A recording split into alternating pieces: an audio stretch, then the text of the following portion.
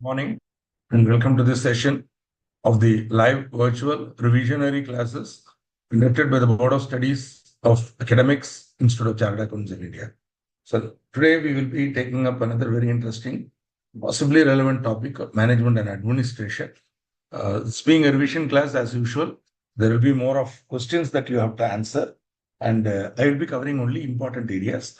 Of course, you are welcome to ask any queries and questions, but given the priority, I would prefer what I wanted to communicate, and then I will love to go into your questions. But if possible, or at the relevant time, I will take it up. So don't worry, you can ask me any question. Just be again keeping strongly in mind that this stage in your exam preparation approaches, you are no longer in that querying stage where you can ask small doubts on small areas. That opportunity all passed.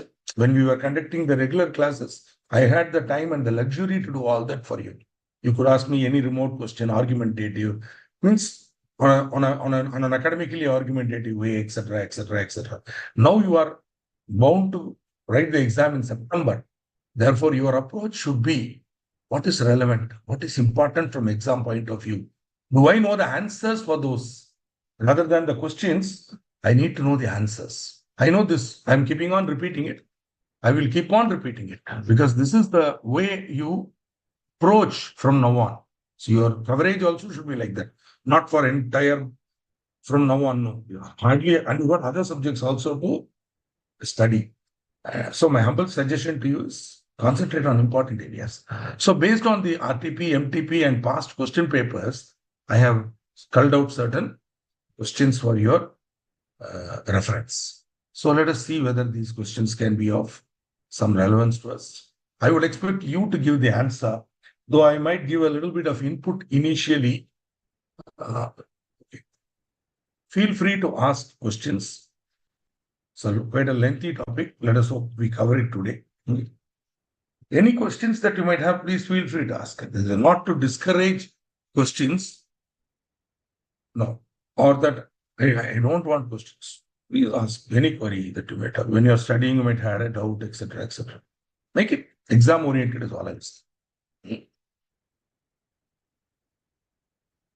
Okay. So very vast topic, 96 to 122, deals with the management and administration of a company, which is entirely done through meetings, right? So since the company form of organization is a collective effort, since many people, or at least 2 to 5 people, come together to pool their resources and to conduct a business together in the form of a corporate entity called company, the way in which they will function will be only through meetings, even though there may be people like managing director, full-time director, etc., who will handle the day-to-day management of the affairs. These people manage the day-to-day affairs. Still, their power is derived from the shareholders. You'll have to keep this in mind. In fact, the power of the board of directors collectively is derived from the members. Ultimately, every director is appointed. Later on, when you come to final, on your own, you will be studying for law in the,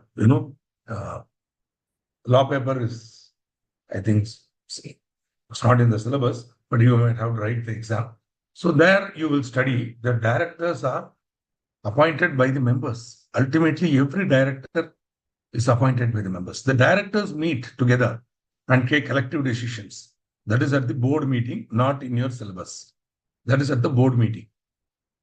So, but even the powers of director is restricted. Beyond certain level, for certain matters, they have to go to the shareholders. And this is done, the shareholders' decisions are taken at the meeting. More about it later. Also, there are certain registers and returns to be maintained by all companies. Relevant portions are being covered today. Okay, relevant portions are being covered, which is important from the exam point of view. Right. So we will today deal with general meetings only. We will not be dealing with board meetings because that is not in your current syllabus. So that is in final syllabus. Okay. So general meetings that broadly divided into two. The most important meeting of every company is the annual general meeting. Every company should have an annual general meeting, right? And in case they need to take other decisions, extraordinary general meeting. As the name suggests, normally there is no need if everything is done at the AGM over.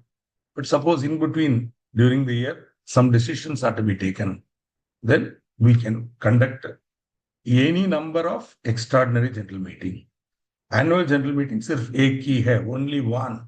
Every year, compulsory, every company should have one meeting, which is called the annual general meeting. But extraordinary general meeting, no limit. Any number of meetings can be called. Choice of the board, members, whatever. So every company other than OPC, I wanted to mention it here. When I said every company, some of you might immediately attack me and say, sir, OPC no AGM. Absolutely correct. For OPC no AGM, because single member. What me AGM? See, the purpose of an annual general meeting is the purpose of AGM. If you really look at the purpose, it is not a procedural requirement. It is very important. That is the one opportunity for the shareholders to question the directors. Every year, the directors have to stand up in front of the members and answer. So in fact, there are many boards and managing directors who literally shit scared when it comes to AGM. Especially those companies which are mismanaged or family-owned businesses where they are doing some nonsense, but they have taken public money, listed. They're shit scared of AGMs. I use the word very carefully. They will literally shitting in their pants. When the minute AGM is, sir, what to do, they'll call for a meeting, call company secretary, me, the auditor, consultants, blah, blah. And finally, they will want me to hold their hand. Srikanth, because I already signed the balance sheet now. Srikanth, anything happens, nothing will happen, sir. You come like that. Shareholders will ask all sorts of questions. But again, shareholder also will ask only stupid questions. They have never heard intelligent question from shareholder. But this opportunity to ask question cannot be denied. It is his democratic right. Every year, you have to hold an AGM. There are very strict rules. Okay? Very strict rules.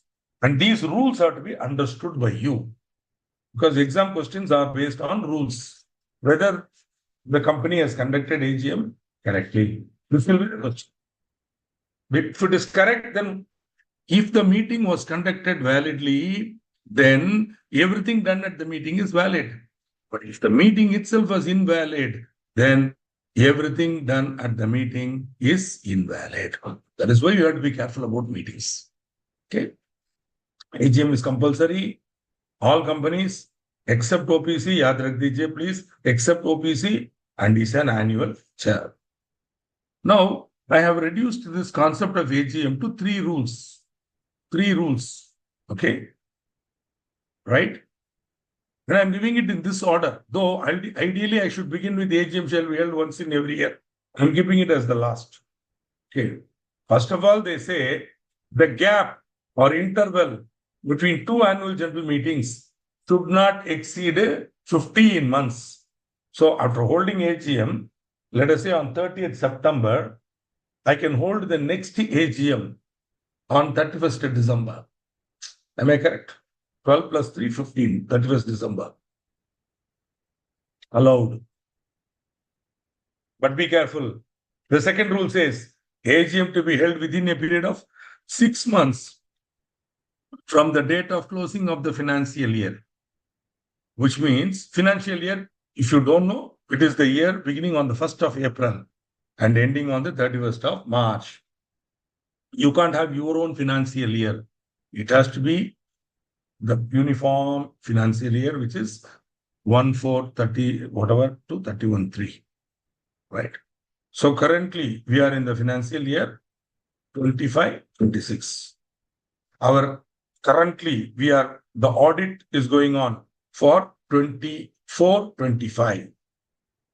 Our company, my teams are all conducting audits across at least the state of Tamil Nadu and Karnataka for companies with regard to their accounts for the year ended 31/3/25, financial year 31/3/25. The annual general meeting for this year, the accounts of 31/3/25 will be presented or laid before. It's the word they use in the act is laid before. It will be laid before the members at the annual general meeting. So where they say the AGM is to be held within a period of 6 months from the date of closing of the financial year. So this condition also satisfied. Okay. And AGM shall be held once in every year. So at any cost, you cannot push it beyond 1 year. The registrar may, for any special reason, extend the time within which an AGM other than first AGM shall be held by a period not exceeding 3 months. Okay. So you can go for extension. Usually they go especially when large firms are auditing the company. When a mid-sized company is audited by a large firm, invariably they'll go for extension because neither the company is prepared nor the auditor is prepared for this. At least these people should know now. This guy is not ready. So before itself, they should tell what they want, systematize the process they want. Every year new article clerks will come, they will ask, they won't know the subject, they will confuse, the CFO will be confused.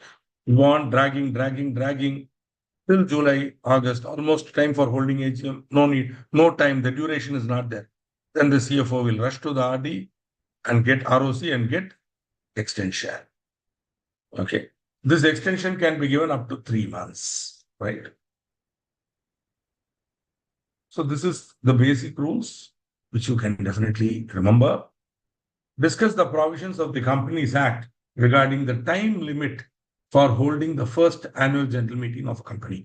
First annual general meeting. What we now saw were all other annual general meetings.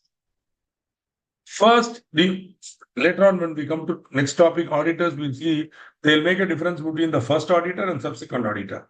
Like that, you have to know clearly first AGM and subsequent AGMs. So this is for other than first AGM. First AGM, different rule. Very carefully, you have to understand this. The question, this is a theory question. Okay. Also state the power of the registrar to grant extension of time for the first AGM. That you know very well. He cannot do it. Correct? He cannot do it. In fact, this question would be divided into 2 parts. Let us say 3 and 1. That one line would get you straight away 1 full mark. The registrar, this is the answer. The registrar does not have the power to extend the time within which annual general meeting is held with respect to the first annual general meeting. So, okay. Or rather, here it is. Extension of time cannot be granted by registrar with respect to holding of the first AGM. So the first AGM should be held within 9 months from the closing of the first financial year. 9 months. Okay. Now this is very, very important. Where a company holds its first annual general meeting as aforesaid, that is within 9 months from the closing of the first financial year, it shall not be necessary for the company to hold its incorporation. Sometimes, based on the date of incorporation of the company, the first financial year itself may be beyond 1 year. Therefore, they say, so long as you're holding the first AGM within the 9 months period from the first financial year, then there is no need for you to hold one annual general meeting in the year of incorporation. See, every year you should hold one AGM now. That rule, this is an exception. The rule is every company should have an AGM in every year. I'm incorporated in 2025. So I should have one AGM in 2025. But Suppose my first financial year is falling in the next year, 31st March. This will happen for those companies which are incorporated from 1st January to 31/3. They will hold it in the subsequent year. If so, then for the other companies, it stayed away anyway, the year is going to be 31/3. Yeah. Okay. So whatever it is, when your AGM is moved to the next year and you hold it, then it is okay if you do not hold any AGM in the year of incorporation. I'm giving you a simple definition of first year. Financial year means the period ending on the 31st day of March every year, beginning on 1st April and now here they say where a company is incorporated after 1st January. Where a company is incorporated after 1st January, financial year is the period ending on 31st day of March of the following year. Okay. See, I'm unable to understand this, what they are trying to say. I think what they are trying to say here, because all companies will incorporate after 1st day. What they are trying to say is simple, boss. Suppose a company is incorporated on 1st April or May, 1st May. No problem. First financial year will be ending in the 31st of March of the following year only. There could be cases where a company is incorporated between 1st January to 31st March. Those cases, technically you can hold there can be one financial year beginning on the date of incorporation and ending of 31st March of the year of incorporation. So 2025, January, February 2nd, I incorporated a company. Technically, 31st March is going to come. That could become a part of a year, can become a financial year. In those days, it was like that. You could have a part financial year, but you had a choice to extend it. Up to 18 months, you had a choice. 15 months, you could go. Once in the old law. Here, they are very clear. They don't want to do all that. They're saying, boss, whether you are incorporated on 1st January or 31st December, your first annual general meeting will be the ending on the 31st day of March of the following year. So if a company was incorporated on 2nd February 2025, 2nd February, see, as you are listening to me, I hope you are having a notebook with you and a pen, okay, and writing down salient points. I take a lot of notes. As I might have mentioned, I am also a student. I keep on studying. Right now, I'm doing MA in Vaishnavam philosophy, Vaishnavam. Okay, which means that I attend class every 1 hour every evening, 7 to 8, I attend online. So some very senior people will come and teach about philosophy of Vaishnavism. Point I'm trying to make is, I take notes continuously. So please practice to take notes. And so now, point I made is 2/5, note down that date. 2/5/2025. That means when will the first annual general or 2/5/2024? I'm sorry, 5th February 2024. 5/2, because in India, we put the day first, the month next, and the date first, month next, and year. So using that format, 5th February 2025. Okay. Suppose I was saying the same thing in US, I would have been correct. February 5th, 2025. Okay, so in India, we have to say, there is a never get confused. September 11. Okay, not 11th September. What is that? 9th November. So the point is 5th February 2024. When should the first financial year end? 5th February 2024. Question asked to you. Anybody can answer. First financial year. Correct. Kushi Gupta correctly says 31/3/2025. That is all. Right? Based on that, here is a problem. Why don't you attempt it? This is not a problem asked in the exam. In fact, I'm sorry to say this, make this comment. If only I am setting the paper, Joe, it will be a different paper.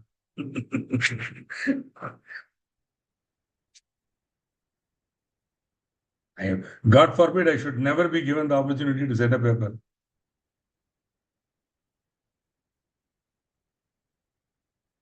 Okay, you can answer.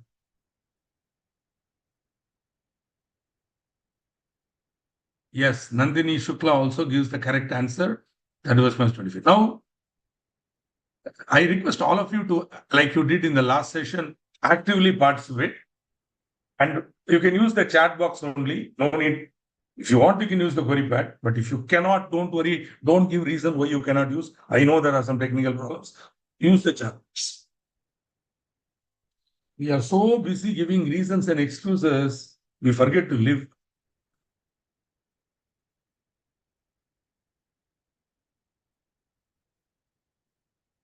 Yes, sir. I'm waiting for answers.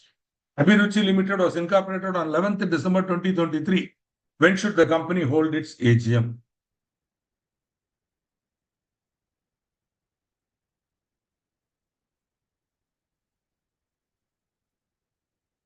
So the company's financial year will close on 31st March 2024. The company may hold its first AGM by 31st December 2024. That is 9 months. Would your answer be the same if you are informed that the company was incorporated on 11th February 2024? See, somebody who doesn't know this provision will say, February 11th, so 31st March 24 only. Like, no, I'm sure you got the right answer.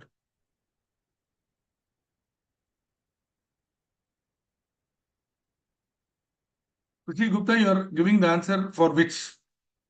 For the question is not this one. The question is,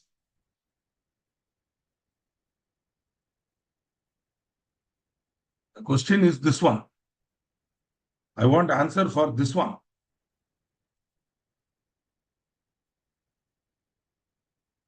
11th February 2024. See, for the first one, you got it right, which is already there. 11th December means 24 March. No problem. Your answer is correct. But for the next one, correct. Ms. Pooja gives me the right answer. 31st December 2025. Correct. All of you got the answer. If incorporated on 11th, correct. Mr. Manivandan, what is the answer? Correct. Oh, yeah. Mr. Manivandan, you've given the answer. Now only I saw that. So you are adding the point if incorporated on 11th of February 2024. Got it, sir. Beautiful. Correct. Just please remember this, Yaad Rakh Dijiye, please. Where if it is 11th February 24, it will straight away go to 31/3/25. In which case, 9 months. You can hold your first AGM within 9 months, which is 31st December 2025, which is the correct answer. Most of you are given. I will be mentioning names of people who give the answer. So kindly give answers and have your name mentioned. Ms. Pooja, she is doing for the first one. Then she gives for the second one also. And always remember, for the purpose of this session, for time's sake, I am willing to accept one-line answer, single word answer and all. But in the exam, I think I made my point very compellingly in the last session. I'm not going to do it again and again, but you have to write elaborately. Should be a logical answer. See, in logic, I don't know if any of you even studied logic. Once upon a time in our CA entrance syllabus in 1984, 85, 80s, it was entrance syllabus had logic. There was a paper called logic, mathematics and logic. So 50 marks logic. And so logic paper used to be based on Greek philosophy and syllogistic logic, Euclid, Archimedes, okay, where we were, or for the matter, Plato, where we have to understand logic. How is it? So you have to give the logic. Just like that, you cannot give an answer and expect the examiner to give you full marks. So, which means that first you have to write the law. Wherein you have to say the first AGM should be held within 9 months from the date of closing of the first financial year. Okay, then where a company is incorporated after first day of January, financial year is the period. That's all. 2 lines you have to write. That's all. 2 lines. These 2 lines you write. Both are here. I'm not asking you to do anything beyond my slide. First annual general meeting should be held within 9 months of the closing of the first financial year. Where a company's financial year means the period ending on 31st day of March every year. Where a company is incorporated on the first day of January of a year, financial year is the period ending on 31st of March of the following year. Then, in the instant case, since the company was incorporated on 11th February 2024, its first financial year. You have to argue like that. First financial year will end on 31st of March 2025. Therefore, the first annual general meeting may be held or may be held. You can't say shall be held. They can hold before also, no. They can hold before also now. May be held on or before 31st of December 2025. Friends, I know I'm irritating you beyond a limit by my approaches, but boss, that level of accuracy is needed in the way you write. Please. It's not like a mathematics paper. Nandini Shukla says 31/12/24. No, madam. For which one you are giving? 11th February or Nandini ji, you are giving for 11th December or 11th February? 11th February means correct answer is 31/3/25. No. 11th February means, see the logic of Mr. I was giving you the logic now. Have you understood the logic? First AGM should be held within 9 months from the close of financial year. Where the company is incorporated on or after 1st January, the first AGM should be held in the first financial year will end on the 31st of March of the following year.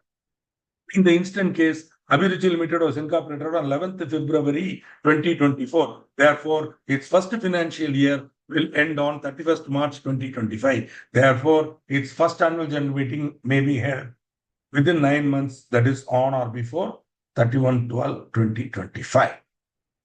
Nandini ji, I would like if you can confirm that you have understood what I said. Just put a note there saying, got it, or something like that, which will help me to be confident that I'm talking to you. Got it. Thank you. Thank you, madam. Thank you. Okay. Now, this is another interesting question in the examination. Prateek Limited, an unlisted company registered in the state of Arunachal Pradesh, with 42 shareholders, wants to organize the annual general meeting of the company on 13th August 2024. See, I am not taught the topic. This point I have not taught, but I want you to answer to check how prepared you are for the exam. Okay. So if not, don't worry. If you give a wrong answer, no, now it's not a problem. I will teach you. Okay. Don't see, when you give a wrong answer, getting angry with the faculty is possibly not the kind approach. Okay. Things go wrong in my life. Who will blame? My father, mother? No. God? No. My wife? No. My children? No. Ultimately, I have to handle it myself. There is nobody, only you. Think like that in the world. You will be very, very successful. Only when you are dependent on other people, you get disappointed, you get frustrated, emotionally disturbed. Maybe occasionally think of God. Even He doesn't care what happens to you. It's your karma, you do. Okay. Have Him as your friend. Support. He will be there. But even He cannot do anything for you beyond your karma. Chalo. So this company, Pratik Limited, wants to hold it on Raksha Bandhan Day, my God, which is a holiday declared by the government of Arunachal Pradesh. I don't know, see, this is an institute question, yeah. I think Raksha Bandhan is a national holiday, but they are saying that it is declared as a holiday by the government of Arunachal Pradesh. Advise the company on the feasibility of the above. So see, in the exam hall, you are sitting there, you are having a doubt. Raksha Bandhan is national holiday. I like that. Think. I want answers before I get into the topic itself.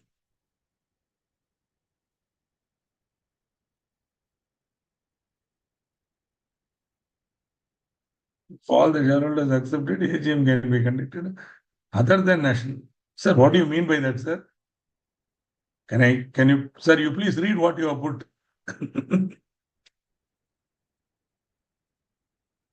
Wow, Kushi Gupta, you are thorough. The AGM of a company shall not, there is not, therefore cannot hold its AGM on 13th August 2024. No, you are right, but there is one subtle point you are missing. Why do you say it is not a national holiday? That point you are missing. Kushi, you are missing. Manivanan sir, please read what you have written. If all the shareholders accepted, AGM can be conducted other than national holiday. You mean on a national holiday? Don't you mean on a national holiday? Other than national holiday, why I need those donkeys permission? You can hold. Law itself permits me to hold. Only to hold on a national holiday, you are saying all the shareholders are, if all the shareholders give their acceptance.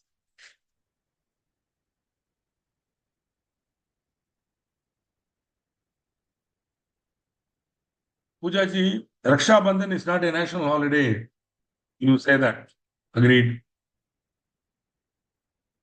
What is a national holiday? According to the Companies Act. What is a national holiday according to the Companies Act? Anybody can give an answer?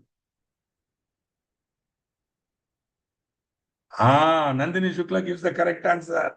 National holiday means declared by central government. Please remember, my dear friends, that the Companies Act is a central enactment. Therefore, only central government rule will apply here. So any state government wants to do, for example, in the state where I belong, they will give leave for functions like Pongal, and also we have one special Pongal which is meant only for cow and ox and all. And that day they will paint all the horns and they will go in the road. That Jallikattu and all they will do.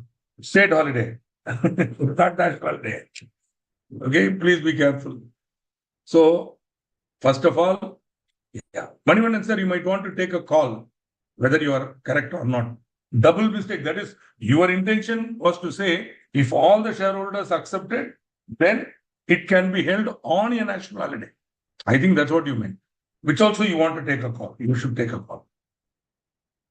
See, this is the rule for time and place for holding. As rightly pointed out by Kushi, and I appreciate Miss Kushi because she knows the section.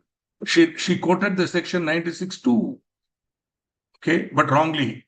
Okay, in the sense, she's written correctly. AGM should be held during business hours, that is between 9 a.m. and 6 p.m. on any day. That is not a national holiday. Not. So you cannot hold it on a national holiday. Okay.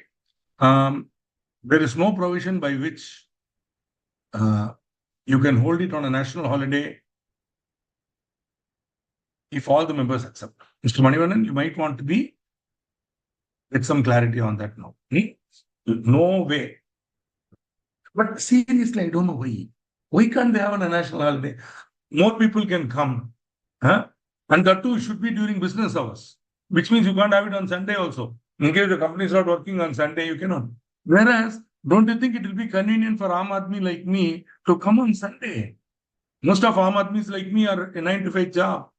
We are earning our livelihood. Morning I have to go 9 o'clock, get out at 8 o'clock. Where is the time for me to come during business hours? My company, I will work or you will come and attend AGM. This is a larger thing, not for an exam point of view. Maybe in the regular class, I can make a bigger thing out of it. Whatever it is, the rule is very clear. Business hours, 9 a.m. and 6 p.m. on any day that is not a national holiday.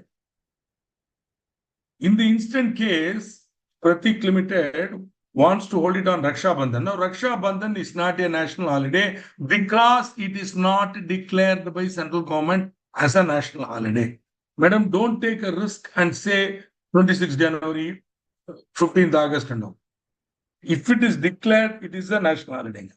Central government has declared many days. Buddha Purnima, they will declare national holiday. Okay. So, whatever it is, if it is declared by the central government, so national holiday means and includes a day declared as national holiday by the central government. Okay. Now, in this case, the company wants to have it on Raksha Bandhan, which is only declared by the Arunachal Pradesh government. Therefore, it is not a national holiday. See, I'm only humbly requesting you to see the way in which the answer should be structured. Okay. If you kindly, so that way you get more marks. That's all. Why? Don't get angry with me. If you write intelligently with good logic, you'll get more marks. That's all. Nothing else. Okay. No. So kindly check it out. Sir, first of all the shareholders cannot. See, you are put, if all the shareholders accepted, AGM can be conducted. I'm very confused, Mr. Manivannan. I don't want to further get into this issue. Please understand, AGM cannot be held on a national holiday. National holiday means and includes a day declared as national holiday by central government. Pratik Limited wants to hold its AGM on the Raksha Bandhan day, which is declared as a holiday by the Arunachal Pradesh government and not the central government. Therefore, they are entitled to hold it on that day. That's all.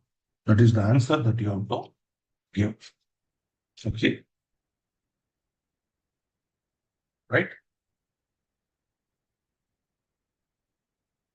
Also, the place. It can be held at the registered office of the company or at some other place within the city, town, or village in which the registered office of the company is situated. Okay. So, it should be either at the registered office or the same city, town, or village. But be careful.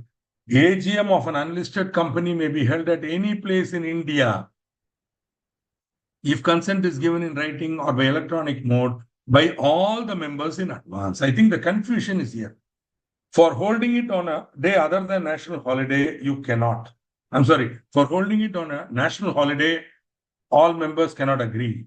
But for holding it in a place other than the registered office, for an unlisted company, it may be done if all agree. I think that is the confusion. No, you are clear.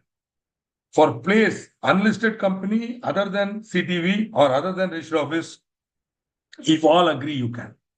But listed company only at the registered office or in the same city, town, or village. Okay. Got it? See, I tell you, these are all small stuff. But unless you are clear about what it is, no, 2 marks, yeah. You might say, 2 marks, I don't care. The 2 marks will make an ocean of a difference. Again and again, I'll keep insisting to you, sir. The minute you enter the exam hall, just like you think yourself as a batsman, 20 overs, whatever, you are heavy pressure. Every ball should count. Every ball, there should be at least 2 runs, minimum 2 runs. If not boundary, if not sixer, think like that. Then you will score. As the time goes, your mark should be going up. You should be able to see it happening on the paper. Many times I see people who write very wrong answers, and then they come out and say, I did well, I did extremely well, and all. I say, how is this well? Because if you know the subject well, you can evaluate yourself in the exam hall. Because every answer, once you know you're right, you can come out of that exam hall with confidence. Minimum 50. Maybe you be conservative in evaluating yourself. Even at the conservative estimate, you can say, I'll get 50, 45, whatever. Okay. I want you to come to that level. That can happen only if you have clarity on the subject. Okay. Okay. See, what to do? If you want one provision, I cannot change the law. I'm teaching the law as the law is mentioned here. That is why the last minute revision class the Board of Studies is giving to you, so that last minute something can happen. One of the questions that we discussed can come in the exam. That's it. When I used to conduct private coaching classes in those days, till 2012, I was teaching in Chennai in a place called Prime Academy. I used to have these revision classes, 15 days or something, 25 days. So about 200 people will be sitting in the hall, and I will be giving quick revision, chuck. And many people cleared the exam. After attending that 15 days, they'll clear. And they'll be so happy because totally exam oriented I used to do. Some of them will get angry. These argumentative fellows will always get angry because people who think they know and then they are shown that they are wrong, they'll get angry. I'll agree. Okay, boss, you be angry. See, you be angry, you clear the exam, I'm happy. Ma. You be, how does it matter? If what you write, the institute is giving mark, I'm more than happy. Yeah. But unfortunately, institute will give mark only for right answer. Check it out. That's all. Section 8 and all, just there. The time and date can be decided. Don't worry about all this. Not very important from exam point of view. ABC Limited is a public company having its registered office in Mumbai. It has 3,680 members. The company sent notice to all its members.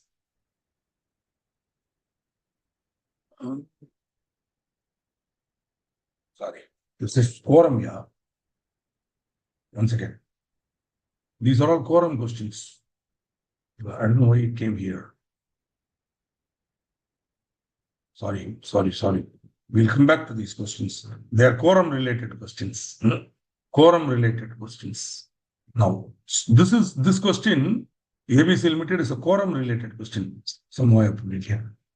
Soya Limited was incorporated in 2014 and has its registered office in Noida, which I think is in Uttar Pradesh. Company wants to call its fourth annual general meeting in Mumbai. Whether it is possible. It is a multiple choice. Friends, no multiple choice in the exam.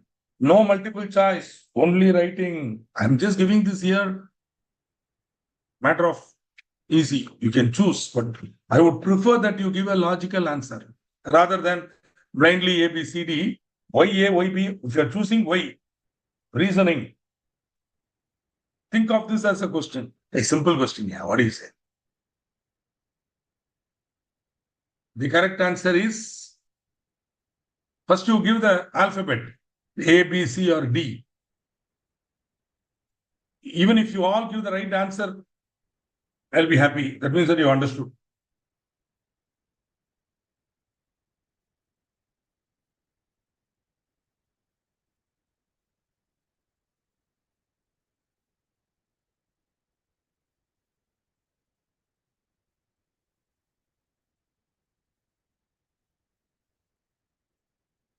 See, this is the problem with multiple choice. You can't make assumptions. You can't write assumptions. What is one assumption I can make here? Let's go back to our topic. AGM of an unlisted company may be held at any place in India if consent is given in writing or by electronic mode by all the members. That means 100%. All the members in advance.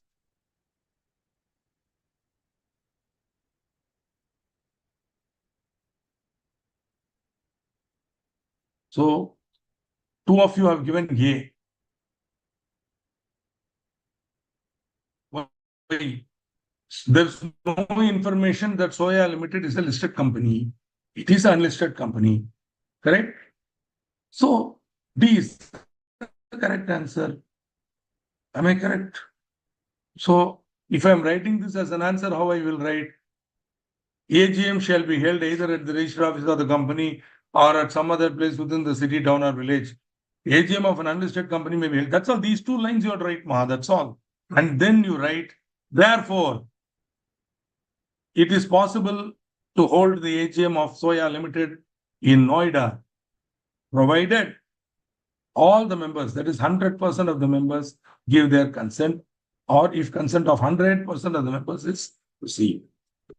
Okay.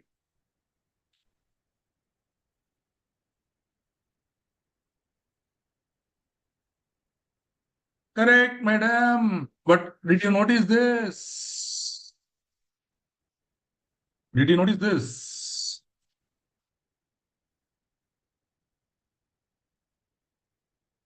Okay. Many of you want the MCQ. Imagine if this is MCQ. Whereas if it is a written exam, na, even if you write this, na, Ujaji, even if you write what you have written, even if you write what you have written now, you will get 1 mark or half a mark because examiner or a PT will think, okay, this person at least knows one part of it. What she does not know is the exception. It's okay. At least I will be kind to her and I will give her half mark. Like that, they can give. But if it is MCQs, with 0 only you'll get. Okay. But I also noticed the psychology of people that people do not want to be wrong, even if at the cost of not knowing the right thing. They will want to argue and stay ignorant rather than accept that they are wrong. Not you. I'm not telling you. In general, with my experience with students across 28 years, 30 years now almost, I found students prefer to argue and stand where they are rather than learn and move on. So I was always a student who learned and moved on. I will never argue with my teachers. I will never try to convince myself that I am not wrong. If I am wrong, I am wrong. Once I know the right answer, I can move on. Are you able to understand? Think like that, your learning will improve. In fact, before the exam, I humbly suggest at least 2 of the past question papers. Ideally, what you should do now, September 25, na? So September 26, September 24, you take. If such a paper is there, maybe May 24. These 2 papers you work out. Work out means you take them, you take a paper, write the answer, and then compare with the institute answer. See how shocking it is. Then only you realize whether you are well prepared or not. The real challenge. I have done it before the exam, 15, 20 days before the exam, I'll do it. So that from there I will go further. I can improve further. Okay. Yeah.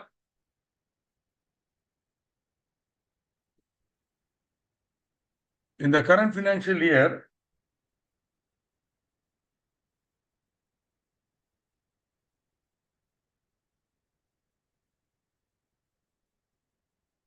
I'm skipping this. I would like to move on. All general meetings other than AGM are called extraordinary general meetings. EGM, quickly we will see. Board can call an EGM whenever it wants. Right? EGM of the company shall be held at a place within India. Here they don't put a strict rule. Here they not be in the registered office or same city, town or village. Also, it can be called whenever you want. And there is no strict rule as to dates and all. Also, it need not be during business hours. It can be held on a Sunday. See, remember this. Section 101, remember it. In the exam, they might ask you. They might say, so-and-so company wants to hold its AGM on Sunday, which is not during the business hours. Can they do that? If they want to hold an EGM, yes, they can.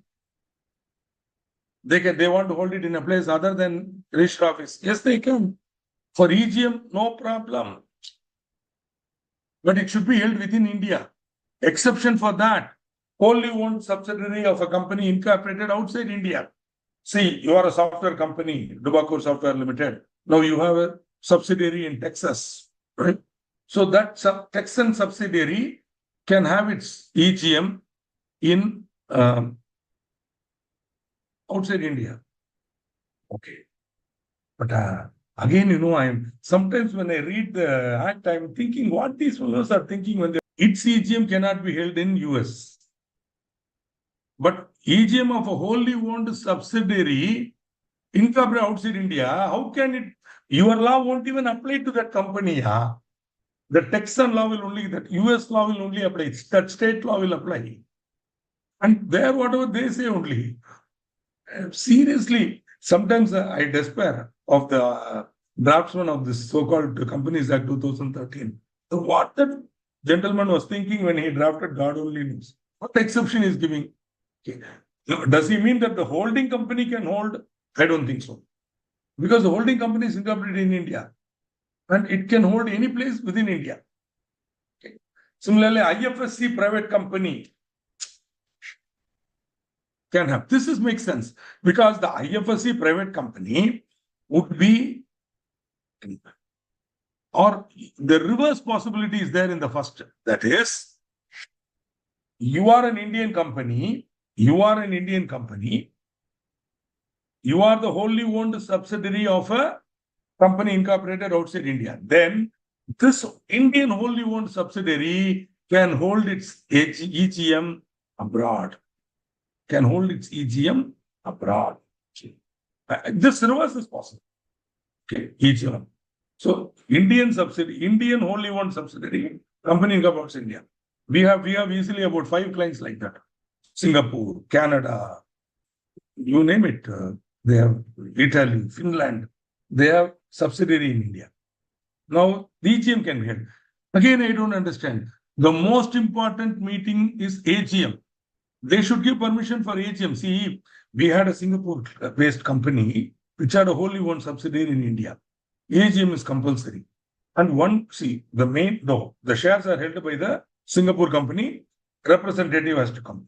Also, one more nominee will be there now for holding one share. So we need minimum 2 people now for the meeting. I can't have one-man meeting. So I need quorum, I need 2. So those 2 people have to come all the way to India for AGM. They used to ask me, can I not have it in Singapore? Sorry, sir, AGM, you have to come here. But if it is EGM, you hold it in Singapore also, no problem. Call me, I will come. But seriously, this exception does not give any real benefit to, if they want to have an EGM, they can hold it in that country. And IFSC private company, International Financial Services Company, they will be established in an IFSC, International Financial Services Center. And they will be giving services to foreign clients, financial services. So they'll be billing in US dollar, in foreign currency, foreign exchange. Therefore, these companies are given some exemptions. Okay. For example, in Hyderabad, you have Kachibowli mein, you have IFSC, International Financial Services Center. Companies established there are having many exemptions. And under the Companies Act, this IFSC companies, they can be either private or public. They have a lot of so-called exemptions. One of which is, with the consent of all the shareholders, they can conduct EGM at any place within or outside India, right?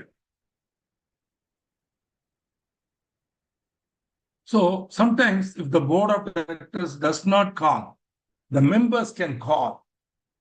Okay, members can call.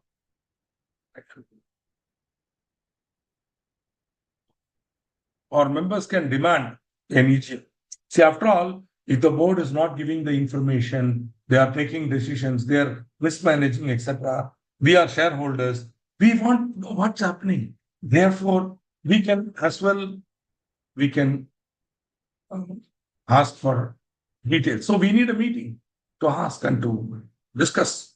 Therefore, we can requisition a meeting. As members, we can requisition, but one member cannot, or one member alone cannot. He should satisfy the minimum requirement, the requisite number of members. Okay. So, such number of members who hold on the date of receipt of the requisition not less than 1/10 of such of the paid up share capital of the company as on that date carries the right of voting. So, such number of members who hold. So, here they are not worried about number of members. Here they are worried about shareholding. So, such number of members who hold not less than 1/10 of the paid up share capital. Friends will make a note. Preference also. Don't think only equity, even preference shareholders can. So long as they hold 1/10 of the paid up share capital, as on that date carries the right of voting, which means if I'm having differential voting right share, on which no voting right but extra dividend, sorry, they cannot requisition a meeting. Okay. Company not having a share capital, such number of members who have on the date of receipt of the requisition not less than 1/10 of the total voting power. Sir, if a company has a share capital, then initially one man, one vote. Thereafter, if a poll is demanded, one share, one vote. We'll come to it again. And you are aware of it. One man, one vote. Company having share capital, initially one man, one vote. Voting by show of hands. If that fails, the chairman himself or on a poll being demanded by the requisite number, he can call. On a poll, one share, one. Okay. In the case of a company not having a share capital, only one man, one vote. So if the company has 100 members, 1/10 of the total voting power is 10 members. Okay. Okay, here's a question for you. I have a question for you. I want you to put an answer there. What is total voting power? What is total voting power? TVP.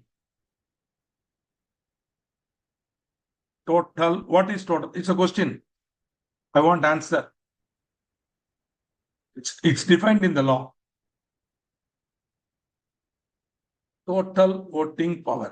Give simple, Asan English you write. Whatever is simple English you write. You don't have to give the exact definition. Whatever logic, just common sense answer you. So, Asan English में लिखेंगे please. I want to know if you are aware of what is TVP. I can always teach you in 1 second. I will teach you.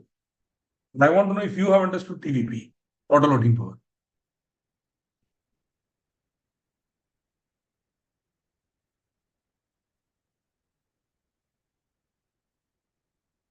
Anybody can give. I'll give 1 or 2, 1 minute, 1 second.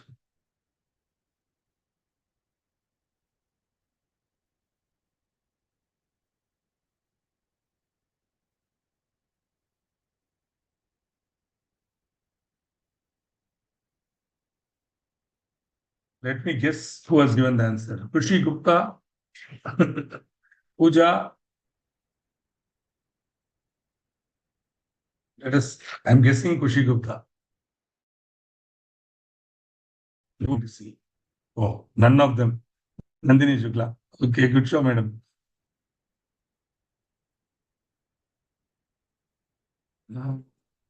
Little better. Correct. Manivannan sir gives me an answer that is nearer to the answer.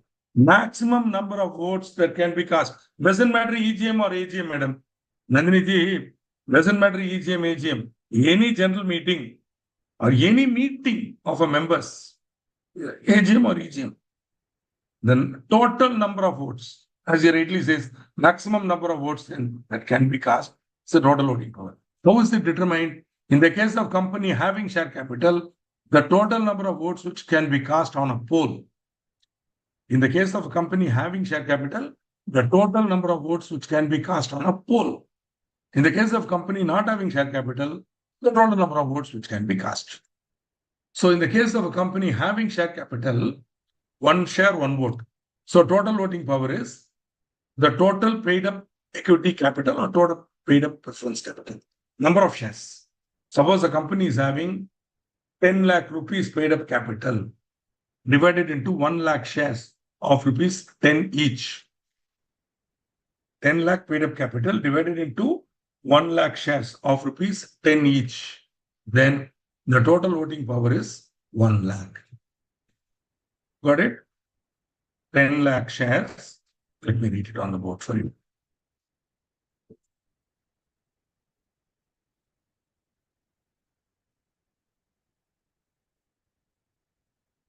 See?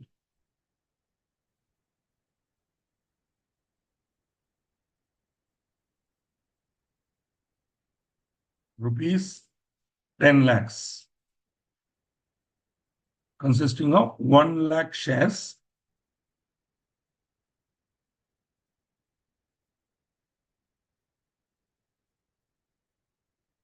Right? So what is the total voting power of this company? It is 1 lakh because on a poll, what is the maximum number of votes that can be cast on a poll? On a poll, 1 lakh. See, suppose the company is having 50 members. Then on show of hands, the total voting, no, this is not to be considered. Only this. But if the company does not have share capital, then 1 man, 1 vote. So TVP is total number of members. Okay.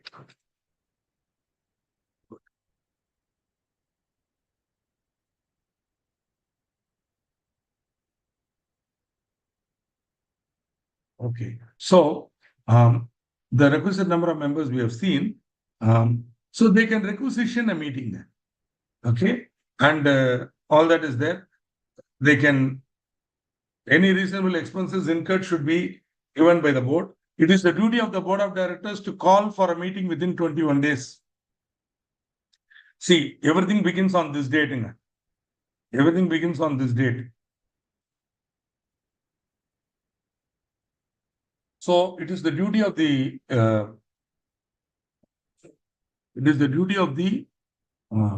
board of directors from the date of receipt of a valid requisition to call the meeting within 21 days, so as to hold within 45 days.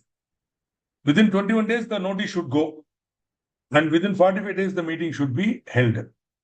Okay. If the board fails to do this, in case the board does not do it within this time, then from the date of requisition within 3 months, the requisitionists themselves may call and hold the meeting. Requisition means request.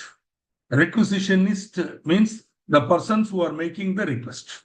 For what? For calling of AGM and holding of AGM. What they will do in the DGM, the members want to discuss. They may remove the managing director. So many things. Usually, requisitioning will happen only when there is oppression or mismanagement, where there is a fighting between two factions. So one faction is controlling the company. Another faction feels they are holding 45% or sometimes even they'll be holding 60% of the shares. And they're not getting any right to participate in the management. Therefore, they might say, we want to have a meeting. So this is the procedure for calling and holding of meeting. Okay.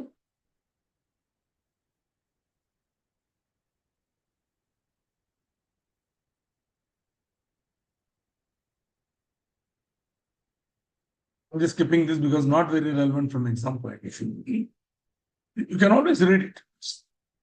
You can always read it whenever you're free. I pause here because I have concluded one portion of meetings and administration. I have concluded one portion, which is the portion relating to EGM and AGM. Okay. Now, I'm moving on to the rules relating to meeting with respect to notice, quorum, proxy, etc. So now we are getting into that. Frequently tested area is quorum. Minimum 7 questions are there altogether. MTP and all put together, so about 7 questions are there. Therefore, it's very important. According to me, you want to be a little careful. Try to understand principles. In the meantime, if you have any general doubts to know, feel free to ask me.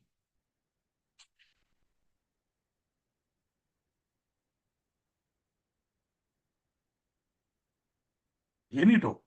Maybe I give 1 minute because I don't want to. In case you feel something is relevant and you don't see. This is the revision class. I have only 2.5 hours. I am picking and choosing. Okay. I'm the chef and I decide what I will serve. That I'm going by the exam orientation. I'm going by what is important exam attitude. But even you might feel, hey, I feel I want to know.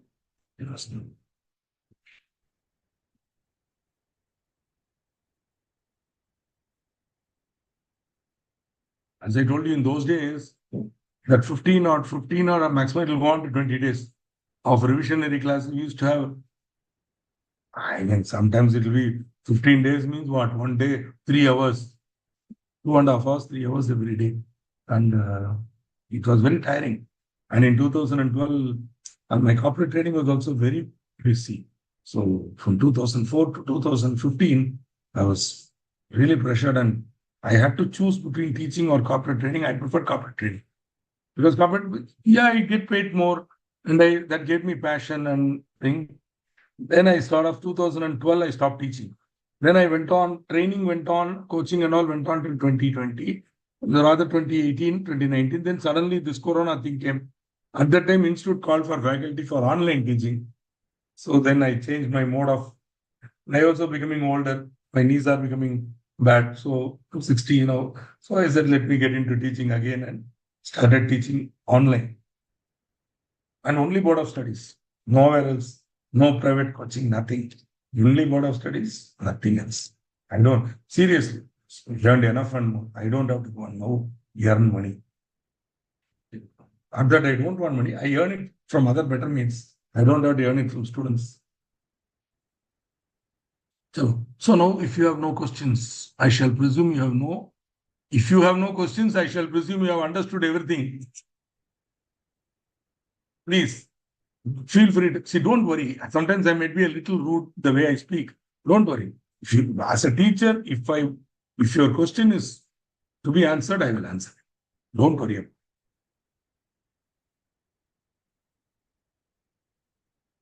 Can you imagine students who cannot draft a question in English? Forget answer. Sometimes the students question itself, I have to decipher what does the person mean. Like then, out of that, I will make out an answer. Don't do it. I will give you an answer. That day, Asta got very angry with me because I kept on telling that doubt is not important like that. Then I answered her doubt. I answered her. Okay. So coming to this point, see this quotation or this statement was discovered by me almost 1999, 2000. When I was teaching company law to the company secretaries, there used to be elaborate. There it is core subject. Elaborate. Section wise, we will go with case laws, everything thorough. Because for them, it's a core subject, company secretaries. And I used to teach them. So then I realized that if you understand this sentence, you would have understood what is company. See, company is not all its shareholders. Definitely, it is not its directors. Of course, if the question is, what is the company? If the question is, what is the company? You will give an answer. Company is an artificial person having perpetual succession, blah, blah, blah. My question is not, what is the company? My question is, who is the company? In fact, usually in my classes, this exercise will take 5 to 10 minutes. When students will give different answers, slowly, they will realize the company is not the directors. Like it is in philosophy, we call it neti, na. It is not. So first of all, it is not directors. Right. Then who it is? It is members. Is it all the members? No. Only in rare occasions they will say all. But for ordinary and special resolution, it is only majority.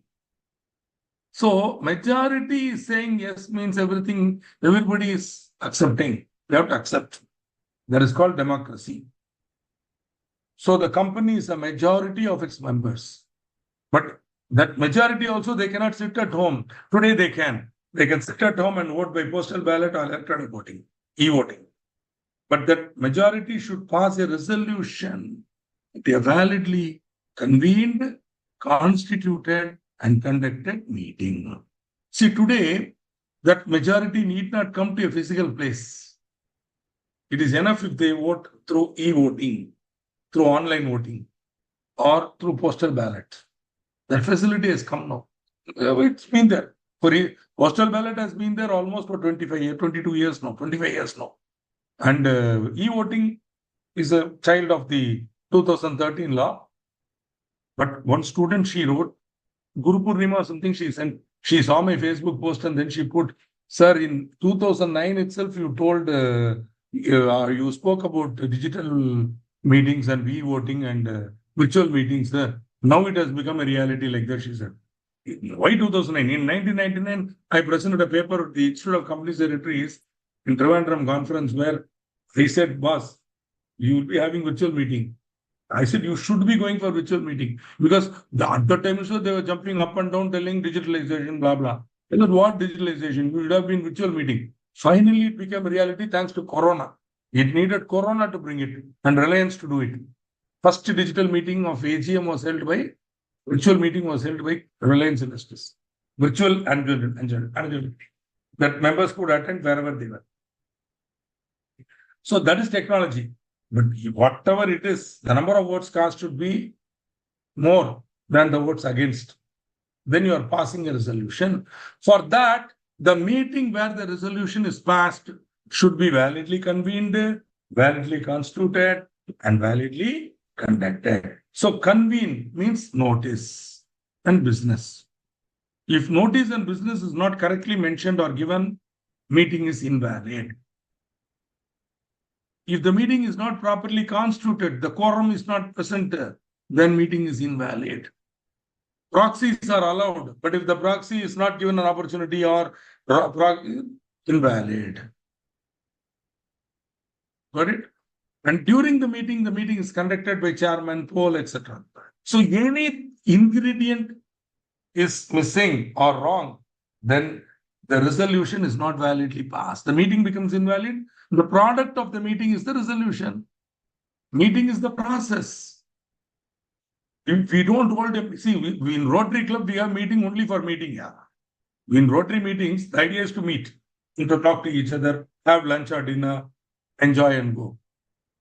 But annual general meeting is not for that purpose. Hello, there is a clear agenda. And that is over means we all go home. Okay. This is not a fun meeting, like as I said, Rotary meeting or a Masonic meeting, large meeting. This is a serious thing where you have to, AGM agenda is there, you have to do it. Okay. And once the agenda is over, meeting over, that's all. Bye. Right. So before we get in, there is one question. Let us see what that is. Period of 9 months or 6 months given, where to count the evaluate the answer. Sir, I have, let's see, now I have to decipher the question. I have doubt on AGM. Okay. The period 9 month or 6 month given, where to count to evaluate the answer. It is counted from company income. 9 months, 6 months. 9 months, in both cases, you have to begin from 1/4 and count 6 months or 9 months. Company incorporation date has nothing to do with this. Suklaji, Nandini, please understand. Date of incorporation has nothing to do with this. Date of incorporation only decides when your financial year will get over. Thereafter, end of the financial year, 31st March. Leave that. From 1/4 within 6 months or 9 months. First AGM, 9 months. Any other AGM, 6 months. That's all. Okay. Date of incorporation, nothing to do. Good. Thanks for asking a question that I can answer. Anyway, even if you ask me a question that I don't know the answer, I will refer it. What is that? Means most of the time such questions would be interpretation of the law types. In which case, if I have slightest doubt, I will prefer to take a call and then give. Now, notice. As you are aware, the notice for a general meeting, should be not less than 21 clear days. What is clear day? We will see. 21, remember, in the case of Section 8 company, 21 becomes 14. In the case of Section 8 company, instead of 21, read as 14. What is clear day? Clear day means date on which the notice is served and the date of meeting are excluded. So, date of service. What is date of service? Date on which the shareholder gets the notice. Right?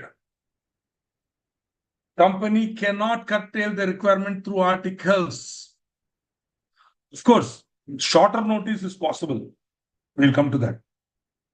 But articles cannot say 13 days, 12 days. No, 21 clear days. In some cases, you can give shorter notice with the consent of the members. But your articles cannot provide for a lesser period than 21. You got it? Now, normally, when we send the notice by post, it shall be deemed to be served at the expiration of 48 hours. If it is email, instantaneous, maximum 1 hour, 2 hours. So if I send the email on 24th August, July, then the notice is served on 24th July. So that cannot be included. Sir, if I send a mail to you, you'll get it, sir. As simple as that. Am I correct?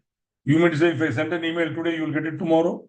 That's why postal mail, postal communication, sending a letter is called snail mail. Snail mail. Once upon a time, we used to use snail mail.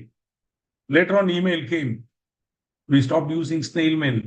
I don't think we write letters. When I was in Pricewaterhouse, I used to go to audits almost every year. Continuously, I'll be in audit only. I've never in my hometown of Chennai, maximum I would have spent 100, not even 100 days. Not even 100 days. Maybe 60, 70, 80 days. Continuous travel. And when I go there, in those days, no email, only STD, very costly. So I'll go and buy, I'll take with me, those postal envelopes and write to my mother, dear Amma. In Tamil only I will write now. So Anbul Amma, and then I will write whatever I want to write. What happened? Food is not good, like that. No. She may or may not reply because she is busy, but she will send a mail. By the time that reaches Kesoram Cement in Ramaguntam, I would have come back to Chennai. Or sometimes on the day I'm leaving, I'll get that letter. Sir, one letter for you, sir. So if you're using snail mail, then from the time of posting, 48 hours.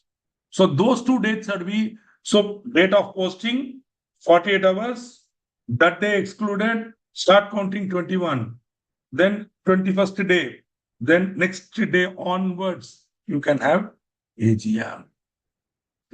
So date of posting, 48 hours, date of service, to be ignored, then you start counting 21, then next day onwards. It may be the next day or next day or next day, but it cannot be here. Okay. So the directors of Sydney 21 Mines Limited posted the notice for an AGM on July 25th. Some whichever year, what is the big deal, yeah? Yeah. Sometimes, sir, you are giving very old years, sir. Yeah, because these slides were created by me in 2020. When I was sitting in Coimbatore in Corona, I prepared more than 2,000, 2,500 slides were prepared by me sitting in Coimbatore. Okay, over a period of, I think, 3 months. It took me about 2.5 to 3 months to prepare topic-wise, completely intermediate syllabus, 2,600 slides. Okay, I think so, maybe. Yeah, because 100, yeah, minimum 2,000. Okay. Then I made it less. Now it's almost 1,800 slides, including question, answer, assignment, case study, all told. So the directors of Sydney 21 Mines Limited posted the notice for an AGM on July 25th. The meeting was scheduled on August 14th. Is this valid? July 25th, postage. So July 25. So 26, July 27, date of service. So leave it. So July 27 not to be counted. 28 onwards. So July 28, 29, 30, 31 bhi hai na? So July may 4 days. 28, 29, 30, 31. Then August. Sorry. So 21 minus 4. 21 minus 4, 17. So 17th August is this day. So this is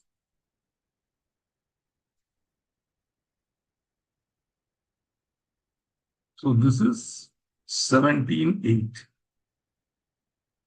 And then, so if you total this, you will get 21. Am I correct? So your meeting can be on 18 and any day after that. Whereas, are you able to understand?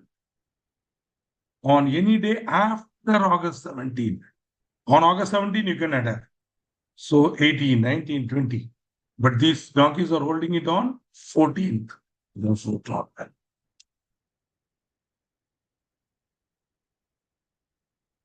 I hope you are clear. Okay. Very important. Can a meeting be convened by giving shorter notice? Yes. If consent in writing or by electronic mode. Electronic mode means email.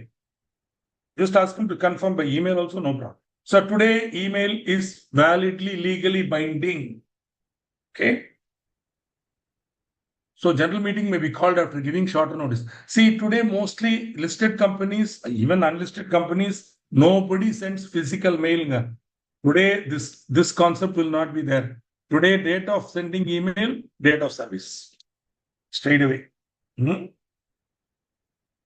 Right? So, yes, you can. Provided for AGM, not less than 95% of the members entitled to vote, they give their consent. 95%. In the case of EGM, company having share capital, members entitled to vote and who represent not less than 95% of the paid up share capital of the company, which gives right to vote. So 95% of the paid up. In case of company not having share capital, 95% of the total number of total voting power. So please remember, please remember, please remember. Okay, 95%. A company intends to hold its AGM on shorter notice due to urgent business requirements. However, some shareholders argue that their larger shareholding should grant them greater influence. Based on the provisions, clarify whether their argument is valid. Why the number of shareholders matters more? Did you notice here? It says, in the case of company having share capital, majority in number of members entitled to vote who represent not less than 95. So it is not enough if 95.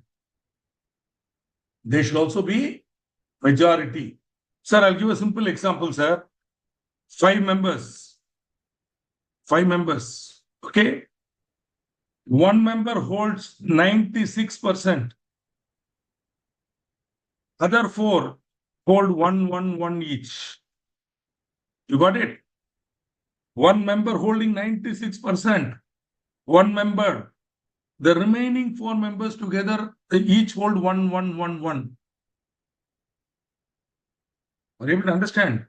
Now, if we say 95% of the paid up share capital, this man alone can decide, which is what these buggers are saying. They're saying their larger shareholding should grant them greater influence. Correct.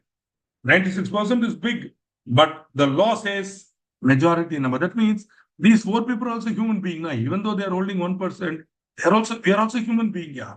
You are all big shots, but we are also there. We exist. Okay, you should give us importance. Okay. So, which means what? Majority needed. Out of 5, what is majority? 3. So, at least 2 out of this 4 have to agree. So, this man has to go and beg 2 at least to agree for shorter notice. Even if one doesn't agree, what happens? If 2 don't agree, if all 4 say go to hell, what happens? The meeting is invalid. You have to hold it again. You got it? So you can say why it is important because of democratic principles. Okay, democratic principles. The number is more important. See, that way, if in India we have a voting system which was prevalent in England and Rome. Rome and England had patricians and lords. So the lords had a heavier voting right than the commons. Once upon a time. Okay, once upon a time. In fact, the commons had no rights. Then slowly they had a parliament elected by people and all. It came later. They still have a king, King Charles. So in India, we have a democracy. So in Rome, the people who had no money, they had no vote. Only your vote was dependent on your wealth. You had to prove it. And the patricians had a vote. Otherwise, that you had a plebiscite where every individual had a vote, but that was again proportionate. So the patricians had a control over the Roman Empire. Okay. Though that was a democracy, but it was a peculiar democracy where more money, more wealth, more voting power. But unfortunately, thanks to Dr. B.R. Ambedkar, we live in a democracy where one man, one vote. Okay, every man is equal. Whether you are crorepati, whether you are having thousands of crores or whether like me you are a poor man, whoever you are, everybody is equal. Okay, in the eyes of the government, we are all equal. Okay. So same way corporate democracy also in some situations. See, these are exceptions. By and large, company law will prefer more votes, more share, more votes. But a few situations they will say, no, democracy. Okay.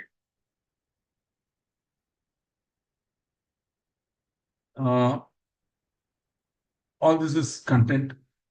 Who are the persons who are entitled to receive notice? Who is entitled to receive? This was asked in the exam once.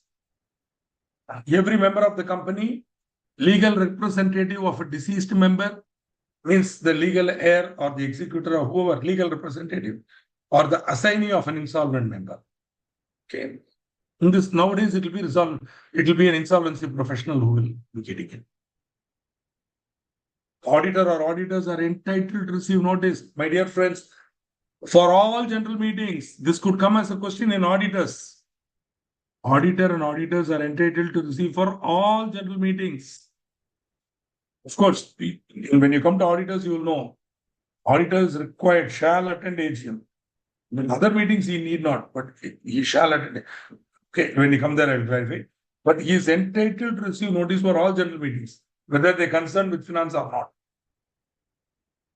Every director of the company is entitled to notice. Earlier, this provision was not there. Technically, directors were not entitled to attend. Though they are convening, they were not given notice. The point here is, suppose there are 5 directors, 3 directors are controlling the company, and these other 2 directors are not shareholders, then they may not get notice also. They may not even be aware that AGM was held. So they know the compulsory. Every director also is entitled to this. Okay. Any accidental omission to give notice or the non-receipt accidental omission, very, very important, not intentional, no malafide intention. It's a bona fide, not even bona fide. There is no malafide intention. It is accidental. Omission to give notice or non-receipt of notice by members. See, I'm sending email to a whole set of members here. I'm pressing one switch. Maybe some small error happened. It didn't reach you at all.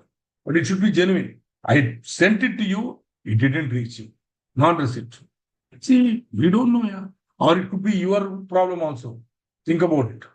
You would have gone to spam and you would have just removed all the spam. What can I do? So that cannot invalidate the meeting, the proceedings of the meeting. Try to remember 1014.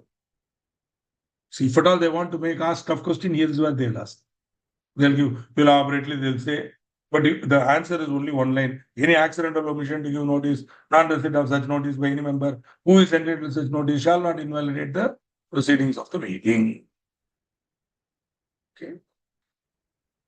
So you can send the notice through email also, electronic mode also. Allowed. Okay. They're very clear. Subject line shall state name of the company, type of meeting, etc. So that once you see it, you are alerted. Okay. Now, business.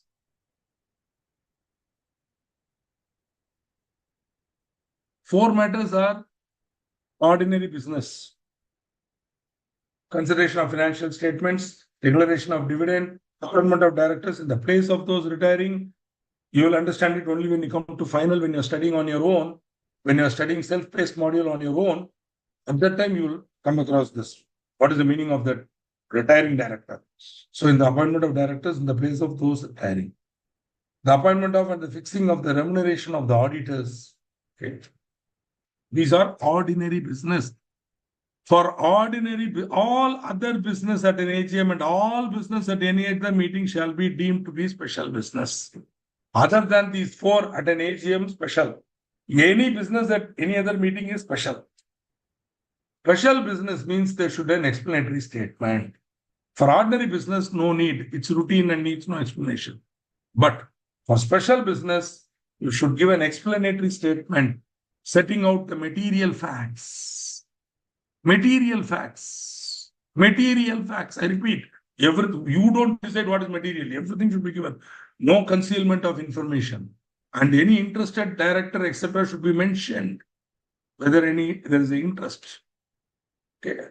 Idea of this provision is the members should be entitled to take an informed decision.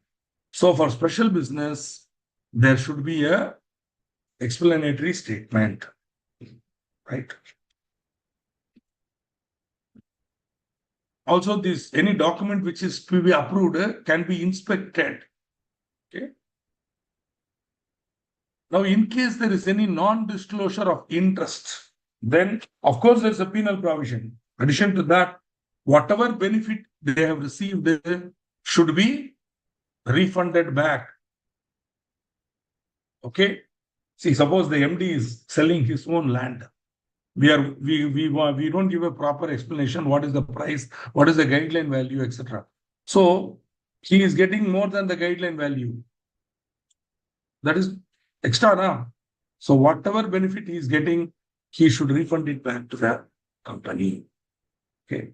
Then such person shall hold the benefit in trust and be bound to repay it. Okay. In case you don't comply with this 1 or 2, right? There's a penalty also. 50,000 rupees or 5 times the amount of benefit. In addition to that, the duty to compensate is also there. See, this money is not paid to the company. This money is paid to the government of India. Whereas the refund is to be given to the company. He has to compensate the company to the extent of benefit received by him. Quorum Limited served a notice of general meeting upon its members. The notice stated that the following resolutions will be considered at such meeting. Resolution to increase the authorized share capital, appointment and fixation of remuneration of Mr. Pramod. See, they are telling notice of general meeting. They are not telling AGM. That itself is an issue. Assume that it is an AGM. Okay. Why give you a no?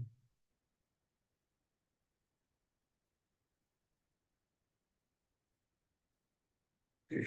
You cannot have it. General meeting. The amount of proposed increase and remuneration was not specified in the notice. Is the notice valid? Can you give a reply?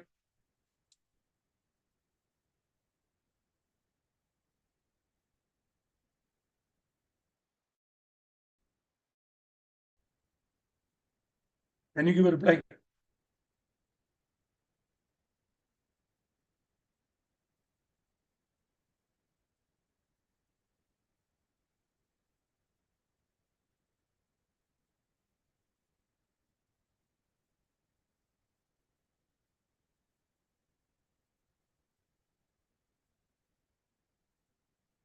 AGM, which is ordinary business, which is special business.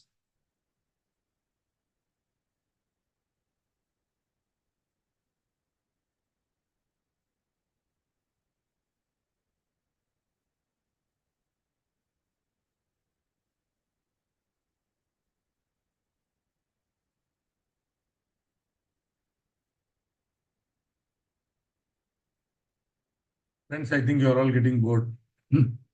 Maybe a small break would help us. Maybe after this.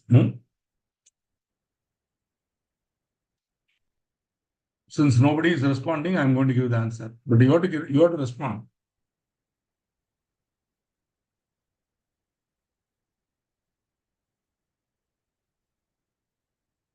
Correct. Sinchana Chetty gives correctly the fixing, appointment of auditor and fixing remuneration, ordinary business, no need for explanatory statement. But as Manivannan sir rightly points out, increasing the authorized capital is a special business. Therefore, you should have given the details of the proposed increase, etc., etc. Okay. Detailed explanatory statement should have been given. Therefore, what happens? The question is not only about that. Therefore, you have to give an answer, conclusion. Therefore,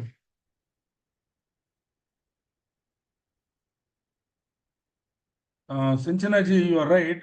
And how about the other matter? Which is a special business, now?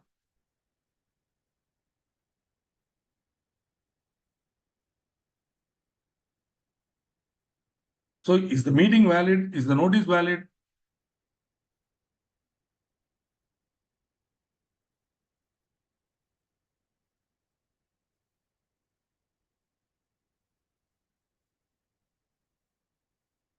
The question is about validity of the notice. And if the notice is invalid, meeting is invalid. So the conclusion is, see, there are two items here. One is special business, another is ordinary business. Correct. See, one is ordinary, one is special. Ordinary business doesn't need any material disclosure, explanatory statement. But special business requires, since it is not given, notice is invalid.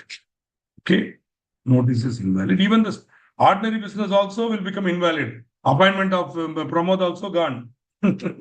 So if the notice is invalid, meeting is invalid. Correct. Notice is invalid. Therefore, appointment of Pramod also invalid, because once you say the notice is invalid, anything done at the meeting is invalid. You cannot do separately. You cannot say to the extent it is this is valid, that is notice is invalid, meeting is invalid. From anything done, the meeting is invalid. So that is the problem. Company secretary doesn't advise correctly. The new incoming auditor possibly doesn't know. That's it.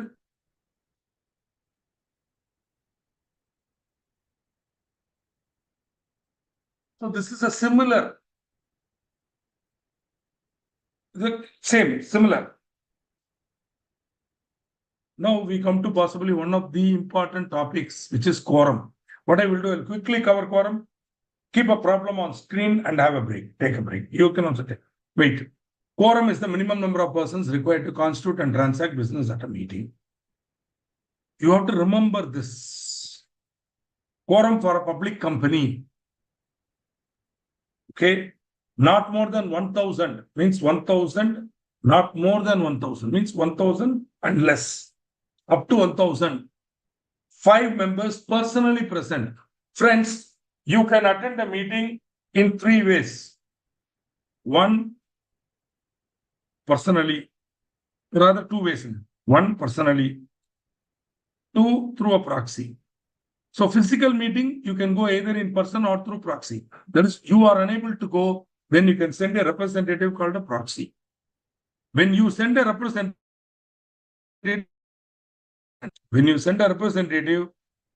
this is mainly meant for physical meeting only, personally present. Because if it is a virtual meeting, you can be personally present. No, that is the whole point of a virtual meeting. For virtual meeting also, if you are sending proxy, you are really a great man. Yeah, not allowed. You have to go in person. Okay.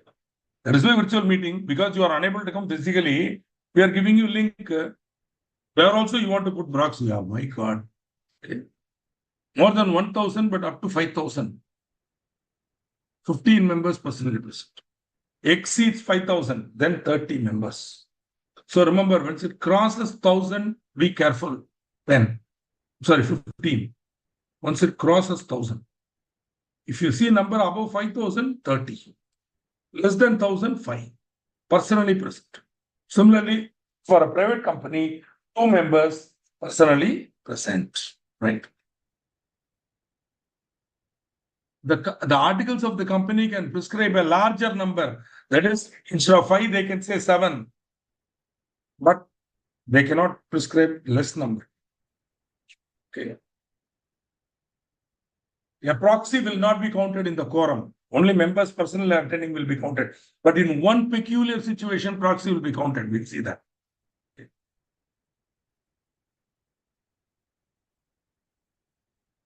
Joint holders of shares shall be counted as single member. Friends, note it, your honors. Joint holders, this is specifically given in 103.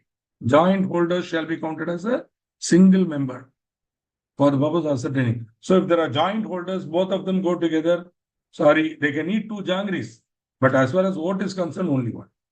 Because they might serve some jangri or jalebi. That these 2 fellows can take 2 jangris. But for counting vote, for quorum, they will be taken as single. Okay.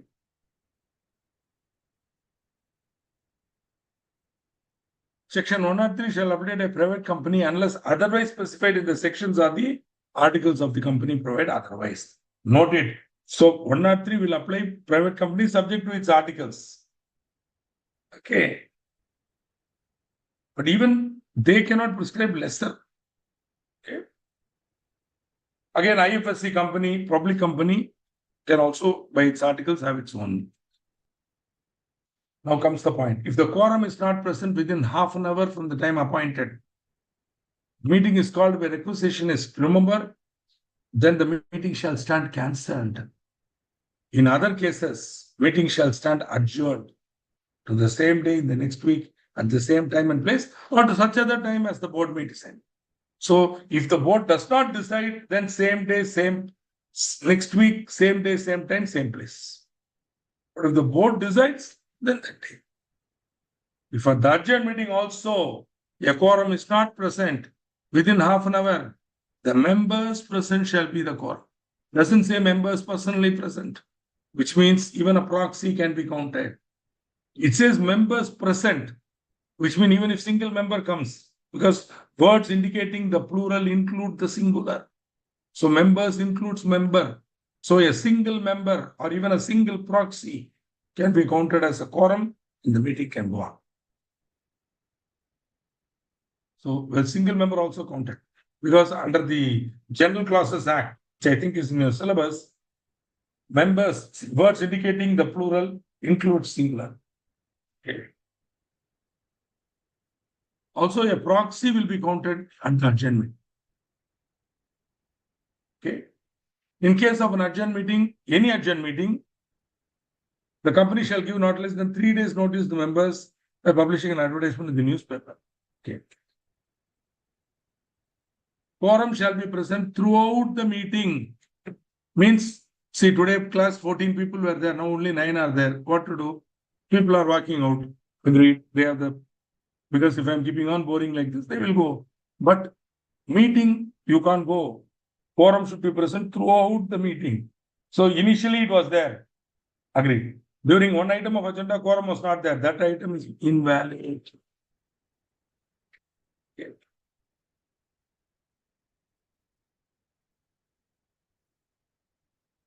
So here's a question. ICAI Limited has 2,300 members. And the annual general meeting of the company is held on 23rd February 2019.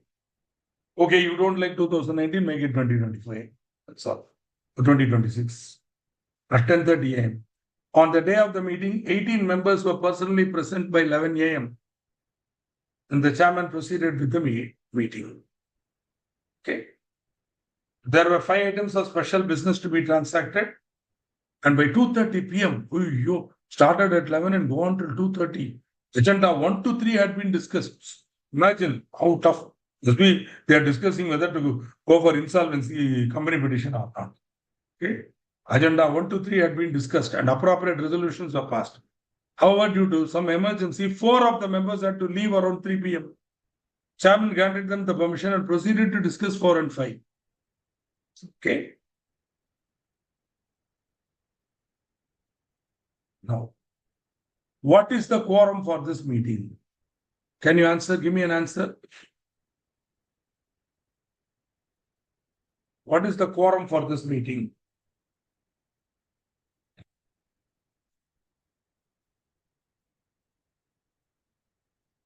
Yes, correctly mentioned by Ms. Kushi Gupta, 15 members. Correct. Because more than 1,000, 15 members. Absolutely correct. 1,000 and up to 5,000, 15 members personally present. 18 members are there. So no problem. But what is the problem here? The quorum was not present throughout the meeting. Therefore, what happens? Out of the 5 items, 1 to 3 valid. But after that, what happens? 4 fellows go. 18 minus 4, 14. Quorum falls below 15. Therefore, 4 and 5 are invalid.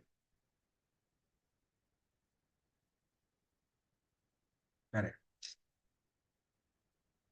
15 members from 1,000 to 5,000. Not up to 5,000. From 1,000 to 5,000. 1,001 to 5,000, 15 members. Personally. 5,001 and above, 30 members. Okay. 1,000 and less, 5 members. Try to remember.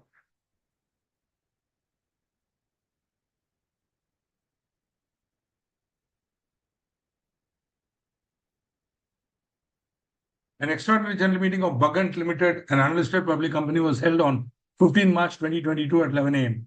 The company has 6,500 members.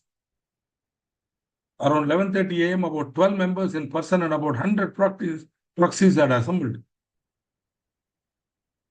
Who is correct? What are the legal consequences? Proxies claim that the meeting has valid quorum.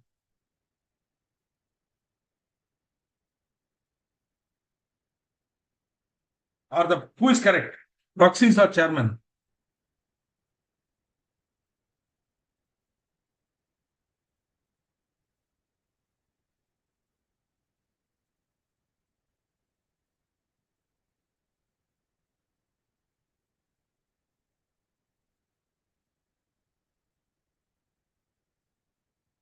See, the quorum for this meeting is 30, whereas only 12 members are available in person. So, okay. Correct. 30 members is the quorum, whereas only 12 are there. Correct. So,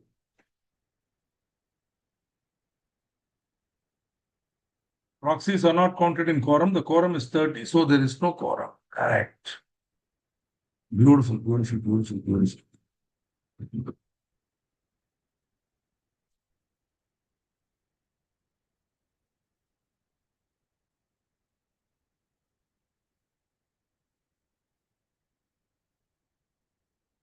I will leave you to this. We'll have a short break for about 5 minutes. Okay. You can read this, and my humble request, why don't you give an elaborate answer? Okay.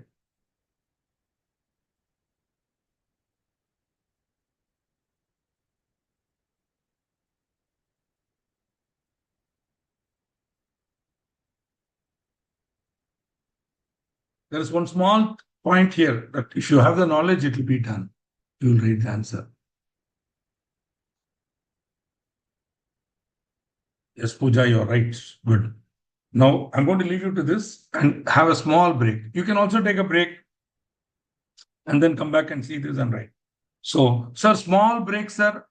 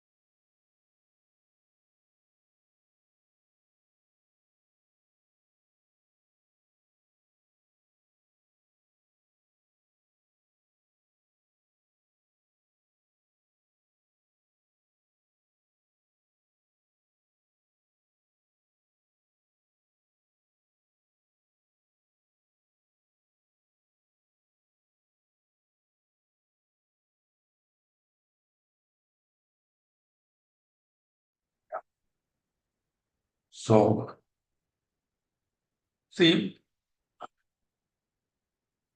there is one small point that you need to know. I will tell that, but it's easy.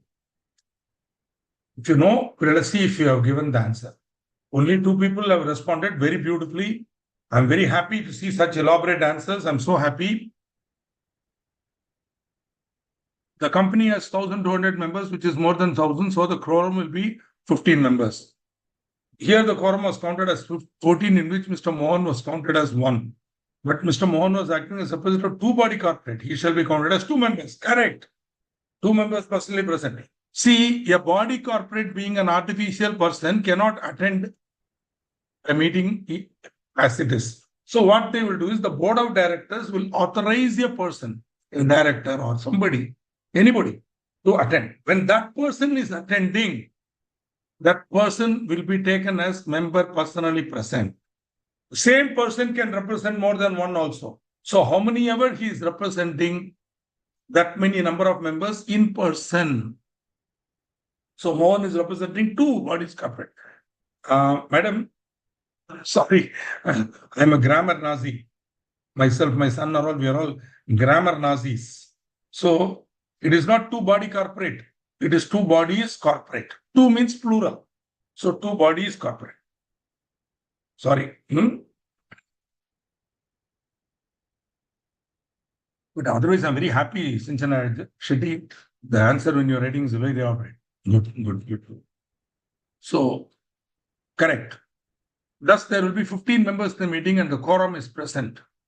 Absence of Mr. Sham does not affect the quorum. So, who is Sham? I don't care. So, Mr. Rahi cannot adjourn. Beautifully written. Kushi Gupta also writing very well. More than 1 member present. We can say 2 members. He is representing 2, then 2. 3. Mr. Mohan is authorized under 2 bodies corporate shall be counted as 2 and therefore quorum of the meeting is present. Since quorum is present, Rai he cannot do. Mohan rep 2 body corporate, hence count 2 members. Correct. Beautiful puja. Wonderful. Excellent. Correct. So you are all well aware that when a person represents a body corporate, it will be counted as member attending in person. If the same person is representing more than 1, then as many bodies corporate are there, that many personal attendance. Beautiful. Excellent. So happy.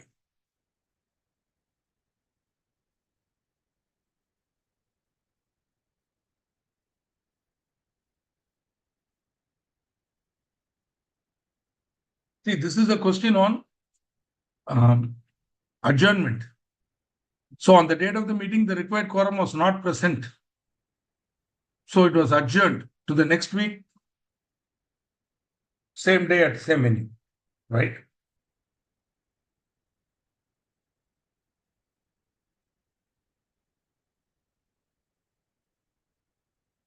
Following queries. What will be the fate of the meeting in case? So 3,500 members, more than 1,000, less than 5,000. So 15. What we need is 15. Not present. What will be the fate of the meeting in case 2 members in person were present at the adjourned meeting? Only 2 in person. You need 15. But it's still, the meeting should be adjourned for want of quorum. For this provision to apply, the meeting should be adjourned for want of quorum. Here the meeting was adjourned for want of quorum. Therefore, even if only 2 members are present in person or whether by person or proxy, meeting is valid. In case on 6/5, a total of 16 members were present, but the chairman on 6/5, the first original meeting on 6/5, 16 members are present, valid meeting, proxy is there. But the chairman, owing to the unruly behavior of some members, had adjourned the same to 13/5/2023. So, total of 16 members were present. But the chairman, owing to the unruly behavior of some members, the chairman has the right to adjourn meeting. Is adjourned to 13/5. And at the adjourned meeting, only 3 members in person are present. Only 3 members in person are present. What will be the fate of such adjourned meeting? Okay. Can you give me an answer? I want your answer.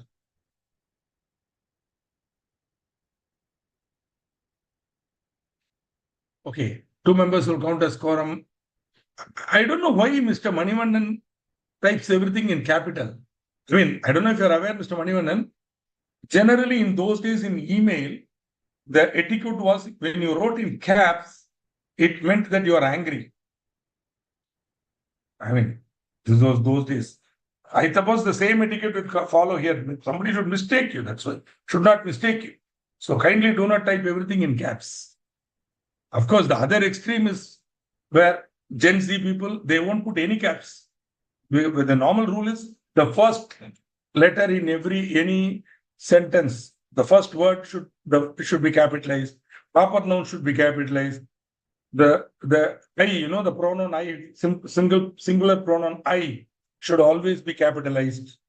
They're all silly rules that people like me, we follow because Britishers taught us. Yeah, unfortunate. But you are all Gen Z, Gen Y, Gen Z, whatever, anything, Gen from the zoo, whatever. You can do whatever you want.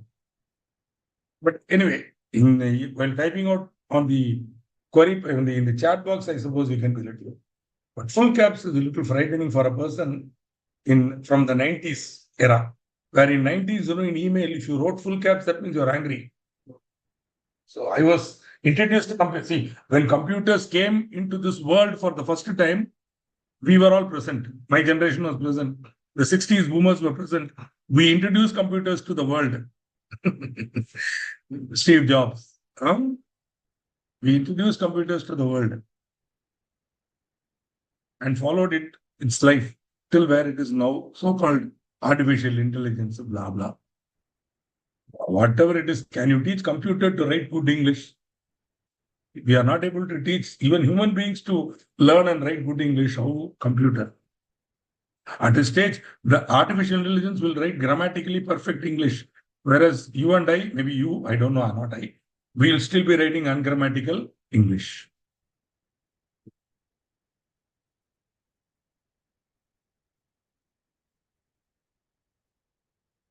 Yeah, absolutely correct. So the original meeting should have been adjourned for want of quorum. In the given example, in the second question, the original meeting was not adjourned for want of quorum. It was adjourned owing to the unruly behavior. Therefore, at the adjourned meeting, if the quorum is not present, the meeting will be invalid. In case where such meeting was called by the requisitionist under section 100 of the Act,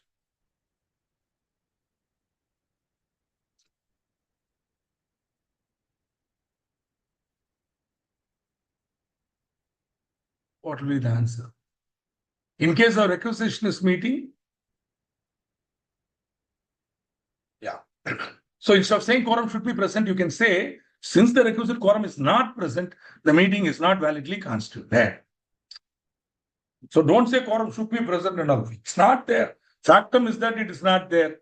Take the facts and give your comment based on the facts. Okay. Factum. The fact is that there are only 3 members. Therefore, there is no at the adjourned meeting, since only 3 members are present in person, the quorum is not valid. Therefore, the meeting cannot be held or meeting is invalid. Okay.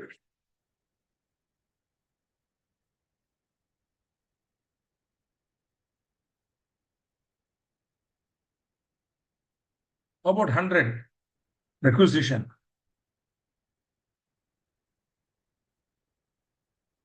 Hello, this is not the adjourned meeting. Sanjana Shetty, I think this is the original meeting. 6-5 meeting is what they are talking about, the original meeting. Original meeting, not the adjourned meeting. Plus, original meeting itself, quorum is not present. What happens? If it is the requisition meeting I want you to write the correct answer, correct wording. There is no quorum in urgent meeting held by requisitionist. See, original, I think Sinchana, there's a lack of clarity there, but what they are meaning is the original meeting. The 6-5 meeting itself, quorum is not present. What happens? The meeting is cancelled.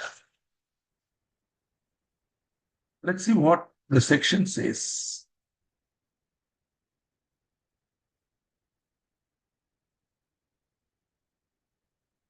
Meeting called by requisitionist under section 100. You notice the wording here? The wording used here. Do you notice this?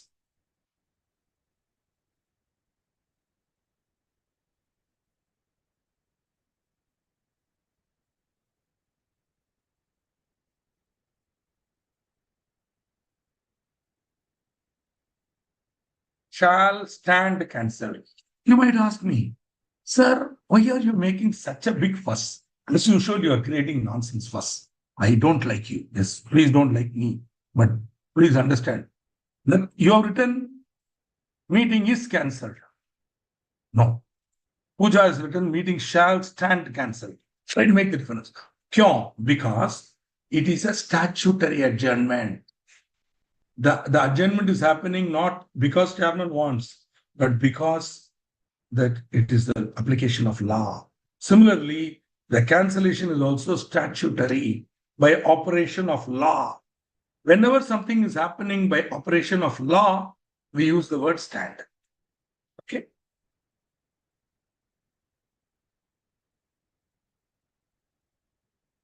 See, how many questions they have asked in quorum? Don't tell me why are you asking only question in quorum, sir? I am not asking. The institute is asking so many questions. So KMN Limited scheduled its annual general meeting to be held on 11th March 2024 at 11 a.m. Company has 900 members. On 11th March, following persons were present by 11:30. P1, P2, and P3 shareholders. P4 representing ABC. P5 representing DEF. P6 and P7 as proxies. Whether the quorum was present in the meeting.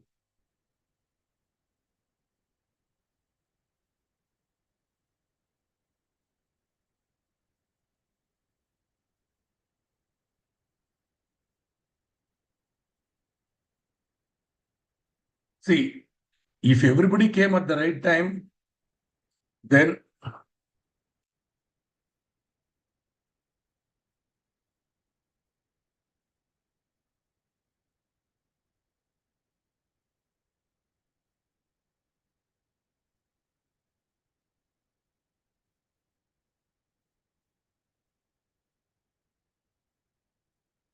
so to begin with,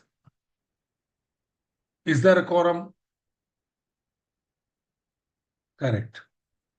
For up to quorum, less than 1,000 members, quorum is present. 5. P1, P2, P3, P4, and P5. Correct. But P5, suppose P4 reaches after 11:30 a.m. Then see the quorum should be present within half an hour from the time appointed for the meeting. So if that fellow doesn't come by 11:30, then meeting shall stand adjourned to the same time, same day, same place.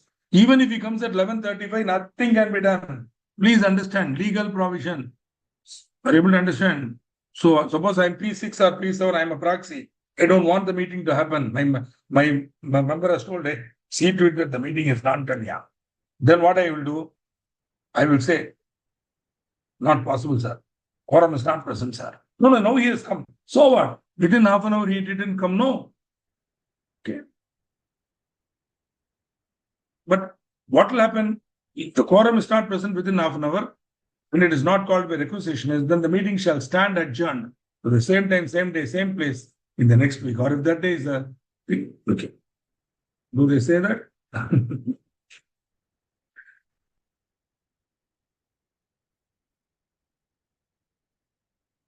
That's all. They don't talk about public holiday there. Can you see that?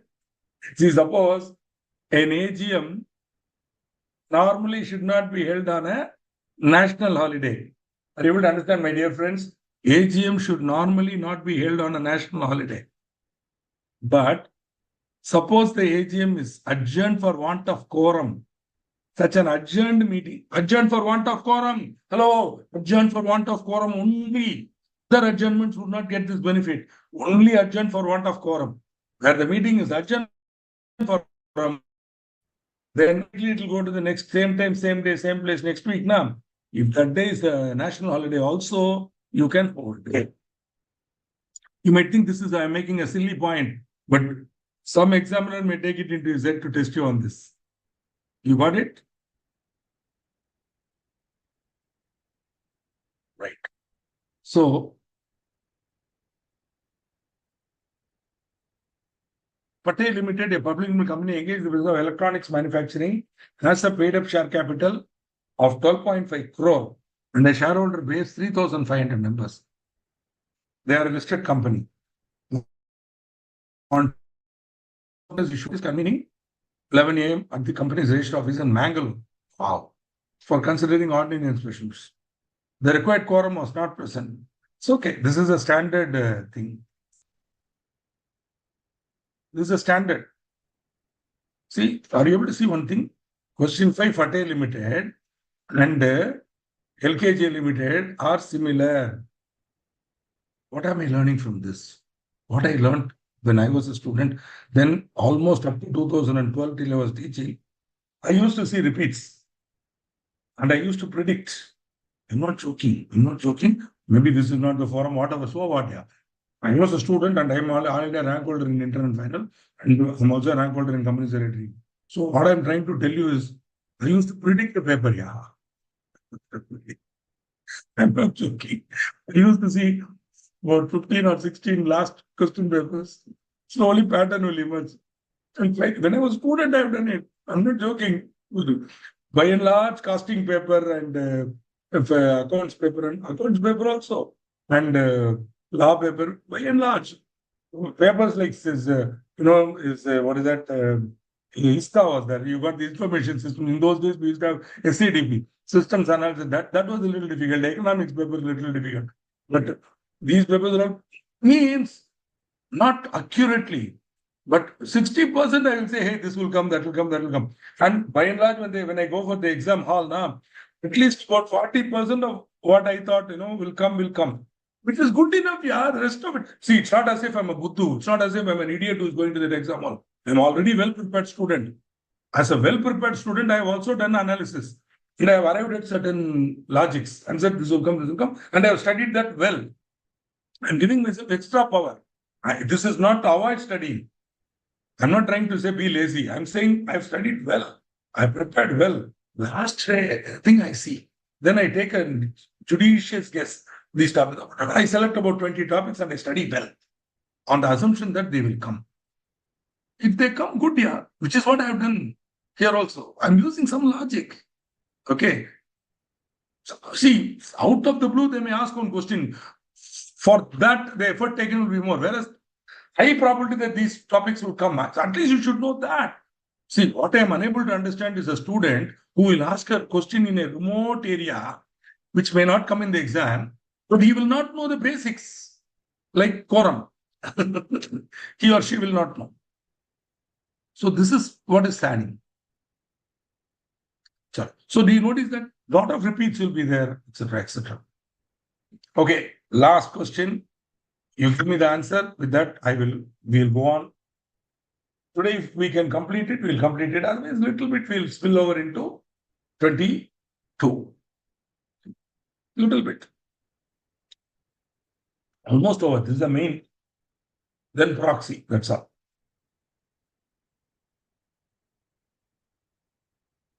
So answer is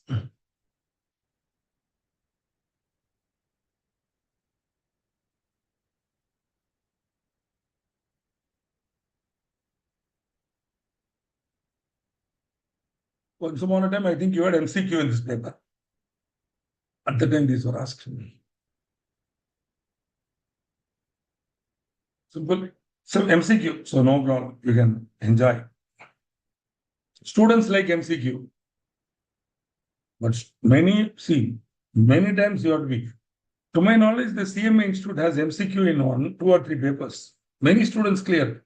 Then they come for interview, we ask them question, they don't know anything. Like that, they will be telling.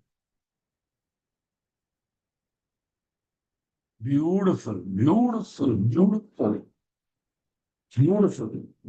Wow.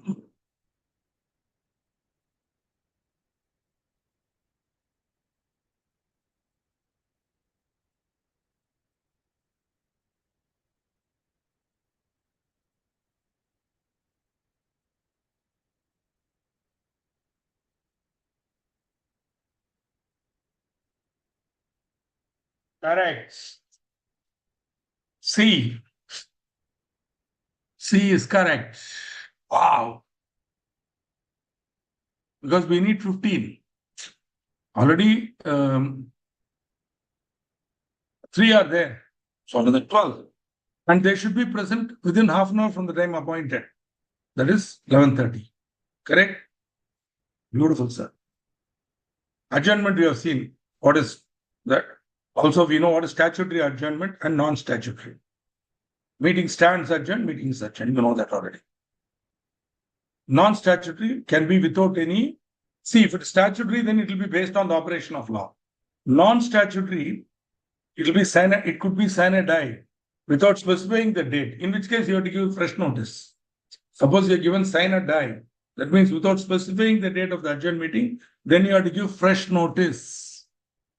But if you specify it in that meeting itself, no need for that. Even then, if the adjourned meeting is to be more than 30 days after this meeting, then you have to give fresh notice. Sine die, you have to give fresh notice. More than 30 days from the current meeting, you have to give fresh notice. Okay. Moving on. Proxy. Proxy is a common term for 2 things. Who is a proxy? The person who attends the meeting on behalf of member. What is a proxy? Instrument or document by which the proxy is authorized. So who is the proxy? What is a proxy? Right? Now, when a member attends in person, he is personally present. Through proxy? Through proxy. Okay. Any member who is entitled to attend and vote at a meeting shall be entitled to appoint another person as a proxy. It is an inalienable right. Okay. The form is MGT 11. Okay. The proxy should be filed at least not later than 48 hours before the meeting. 48 hours is a God-given act, Rule 10(1). You cannot change it. Company cannot increase it. In case the company prescribes a period longer than 48 hours, it will be as if it is 48 hours. Suppose one Dubakur Limited is having 72 hours. Then a shareholder deposit less than 72 hours, but before 48 hours, valid. Because the provision in the article will be, they don't say the provision is invalid. Ladies and gentlemen, your honors, you may please note it. See how intelligently, see, with all the damage these people have done, the 2013 Act still retains some of the charm of the 56 Act. With all the grammatical errors, bad English, bad drafting of whatever damage they have attempted, they couldn't destroy the edifice. The charm is still there, the beauty is still there, the logical perfection. They couldn't destroy it too much. Okay. So having said that, this is a beautiful point. They are not saying it is void. They are saying, boss, your provision is valid, but for 72 or whatever you put, you read 48. That's all. The provision shall have effect as if a period of 48 hours had been specified. See, thank God they didn't meddle around with these sections. They don't have the level of English grammar to play with these sections.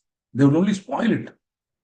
I know I'm sounding a little arrogant, but why should I not be? I've been teaching this subject since 1992.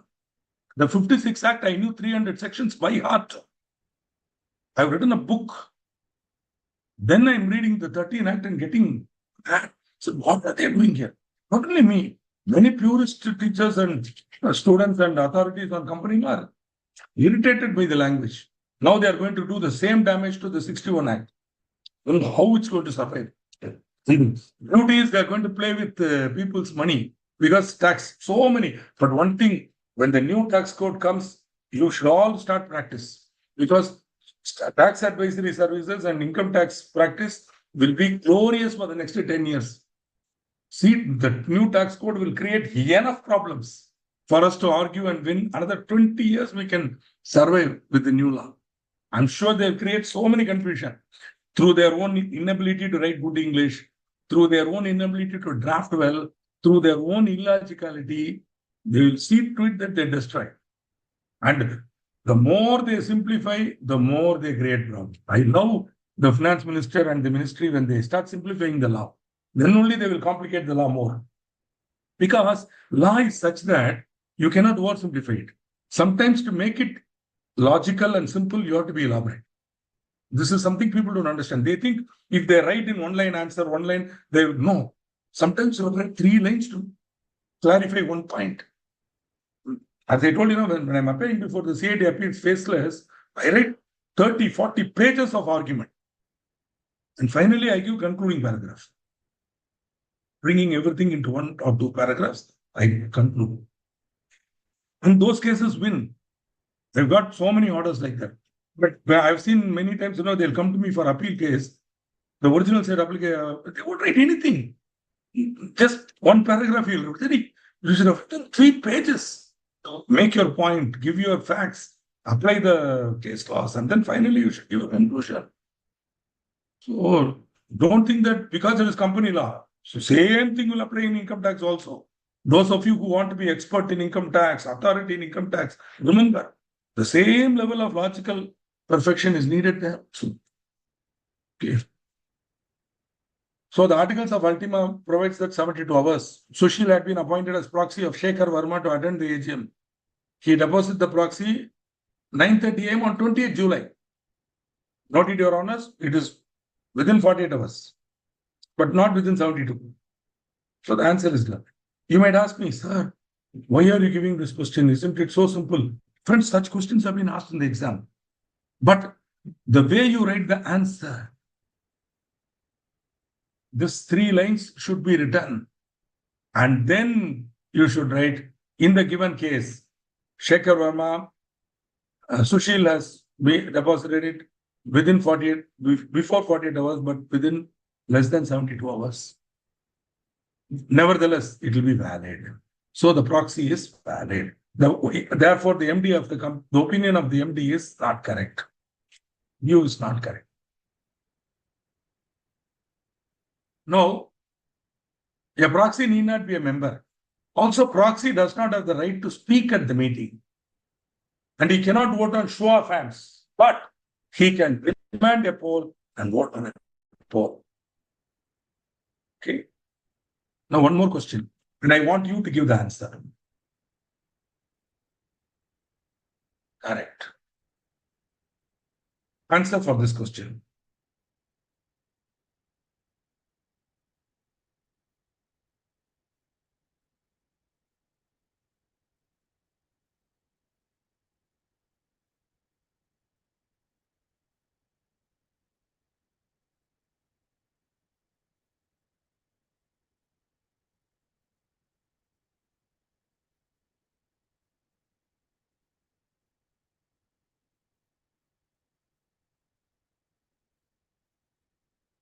See, a person can act as proxy on behalf of not exceeding 50 members, holding in the aggregate not more than 10% of the total share capital. So up to 50 members, you can be a proxy. But the total shareholding should not exceed 10% of the total share capital of the company carrying voting rights. Okay. Now, a member holding more than 10%, single member holding more than 10% may appoint a single person as proxy. And such person shall not act as proxy for any other person. Using this knowledge, answer this question. Sushil Menon as a proxy for attending the meeting of Ultima Software Solutions. We held at Tirunelveli. On 22 July, in respect of following members, Sushil Menon is appointed. Is the proposal valid?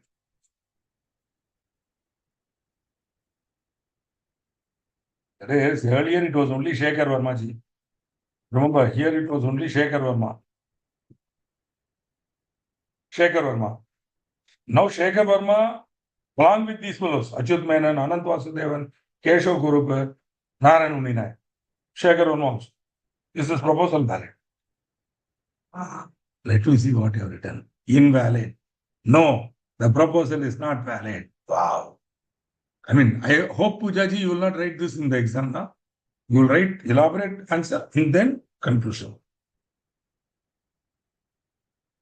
See, suppose a student writes only single line and that answer is correct. In law paper, you won't get full marks. These are the students who get angry. Later on, they say, sir, I wrote right answer. Why they are not given me? You wrote the answer. But did you give the reasoning? Correct. So Puja will write the full thing in the exam. I know that. See, there are two things here. One, Shekhar Verma is holding more than 10%. Therefore, he can appoint only one person to represent him, and that person cannot be a proxy for any other person. So on that ground itself, this gets invalidated. Also, a proxy cannot be a proxy for more than 50 members or members holding more than 10. So, Sushil Menon has a choice now. Either Shekhar Verma or other four. Because other four together will be 3 plus 2, 5 plus 5, 10. Either Shekhar Verma alone or the other four. He can't have both. Okay, that is the point. Also, every notice should mention clearly that every member has the right to appoint, and proxy need not be a member. And proxies can also be inspected. Okay. Such inspection may be done during the period beginning 24 hours before the time fixed for the commencement of the meeting and ending with the conclusion of the meeting. And if you want to inspect, you should give 3 days notice in writing. See, you can inspect because, see, I'll tell you, when there's a lot of infighting and corporate quarrels, brother and also, they will be, no, Srikanth, I don't trust that guy, man. I want to verify. So we will give a notice saying we want to inspect. Then every proxy will see, is it valid? Everything. Once the fighting starts, then lawyers can have a field day. Because thereafter, everything, even technical points. See, you and I as chartered accountants, we will be a little more casual about certain things. But once you get law, for example, if my son is looking at the same subject as I'm looking at it, he will go for technical points. Whereas I may overlook. He may say, hey, what is the principle operating here? No principle, nothing. It is not. If the third column is to be filled up, third column is to be filled up. If it is not filled up, invalid. Like that, they will argue. And they will win also. On an appeal in High Court, most of the time cases are won on technical grounds only.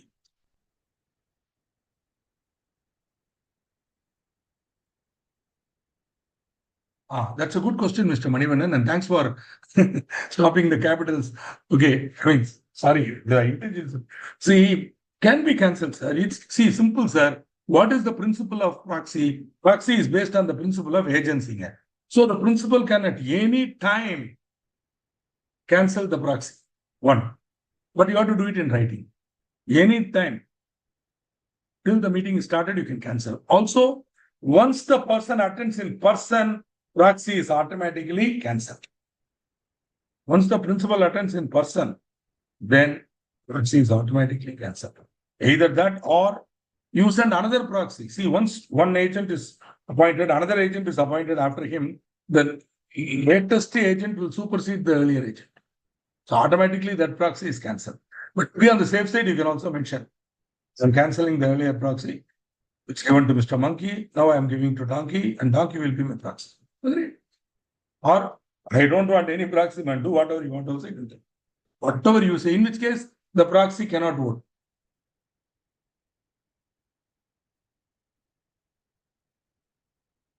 Wonderful. Thank you.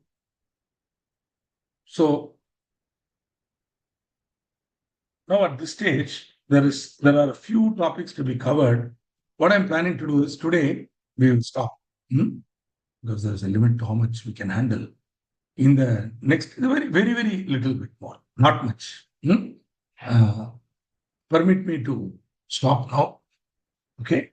But later on 22, inshallah, I'll be covering accounts audit now. After that, about 20 minutes, we will take up the balance portion and we will go. Okay? Not much. Most of the heavy topics over. Okay. Thank you for your patient listening and support of the lectures, and look forward to meeting you. Look forward to seeing you on 22. Okay. Sir, class over, sir.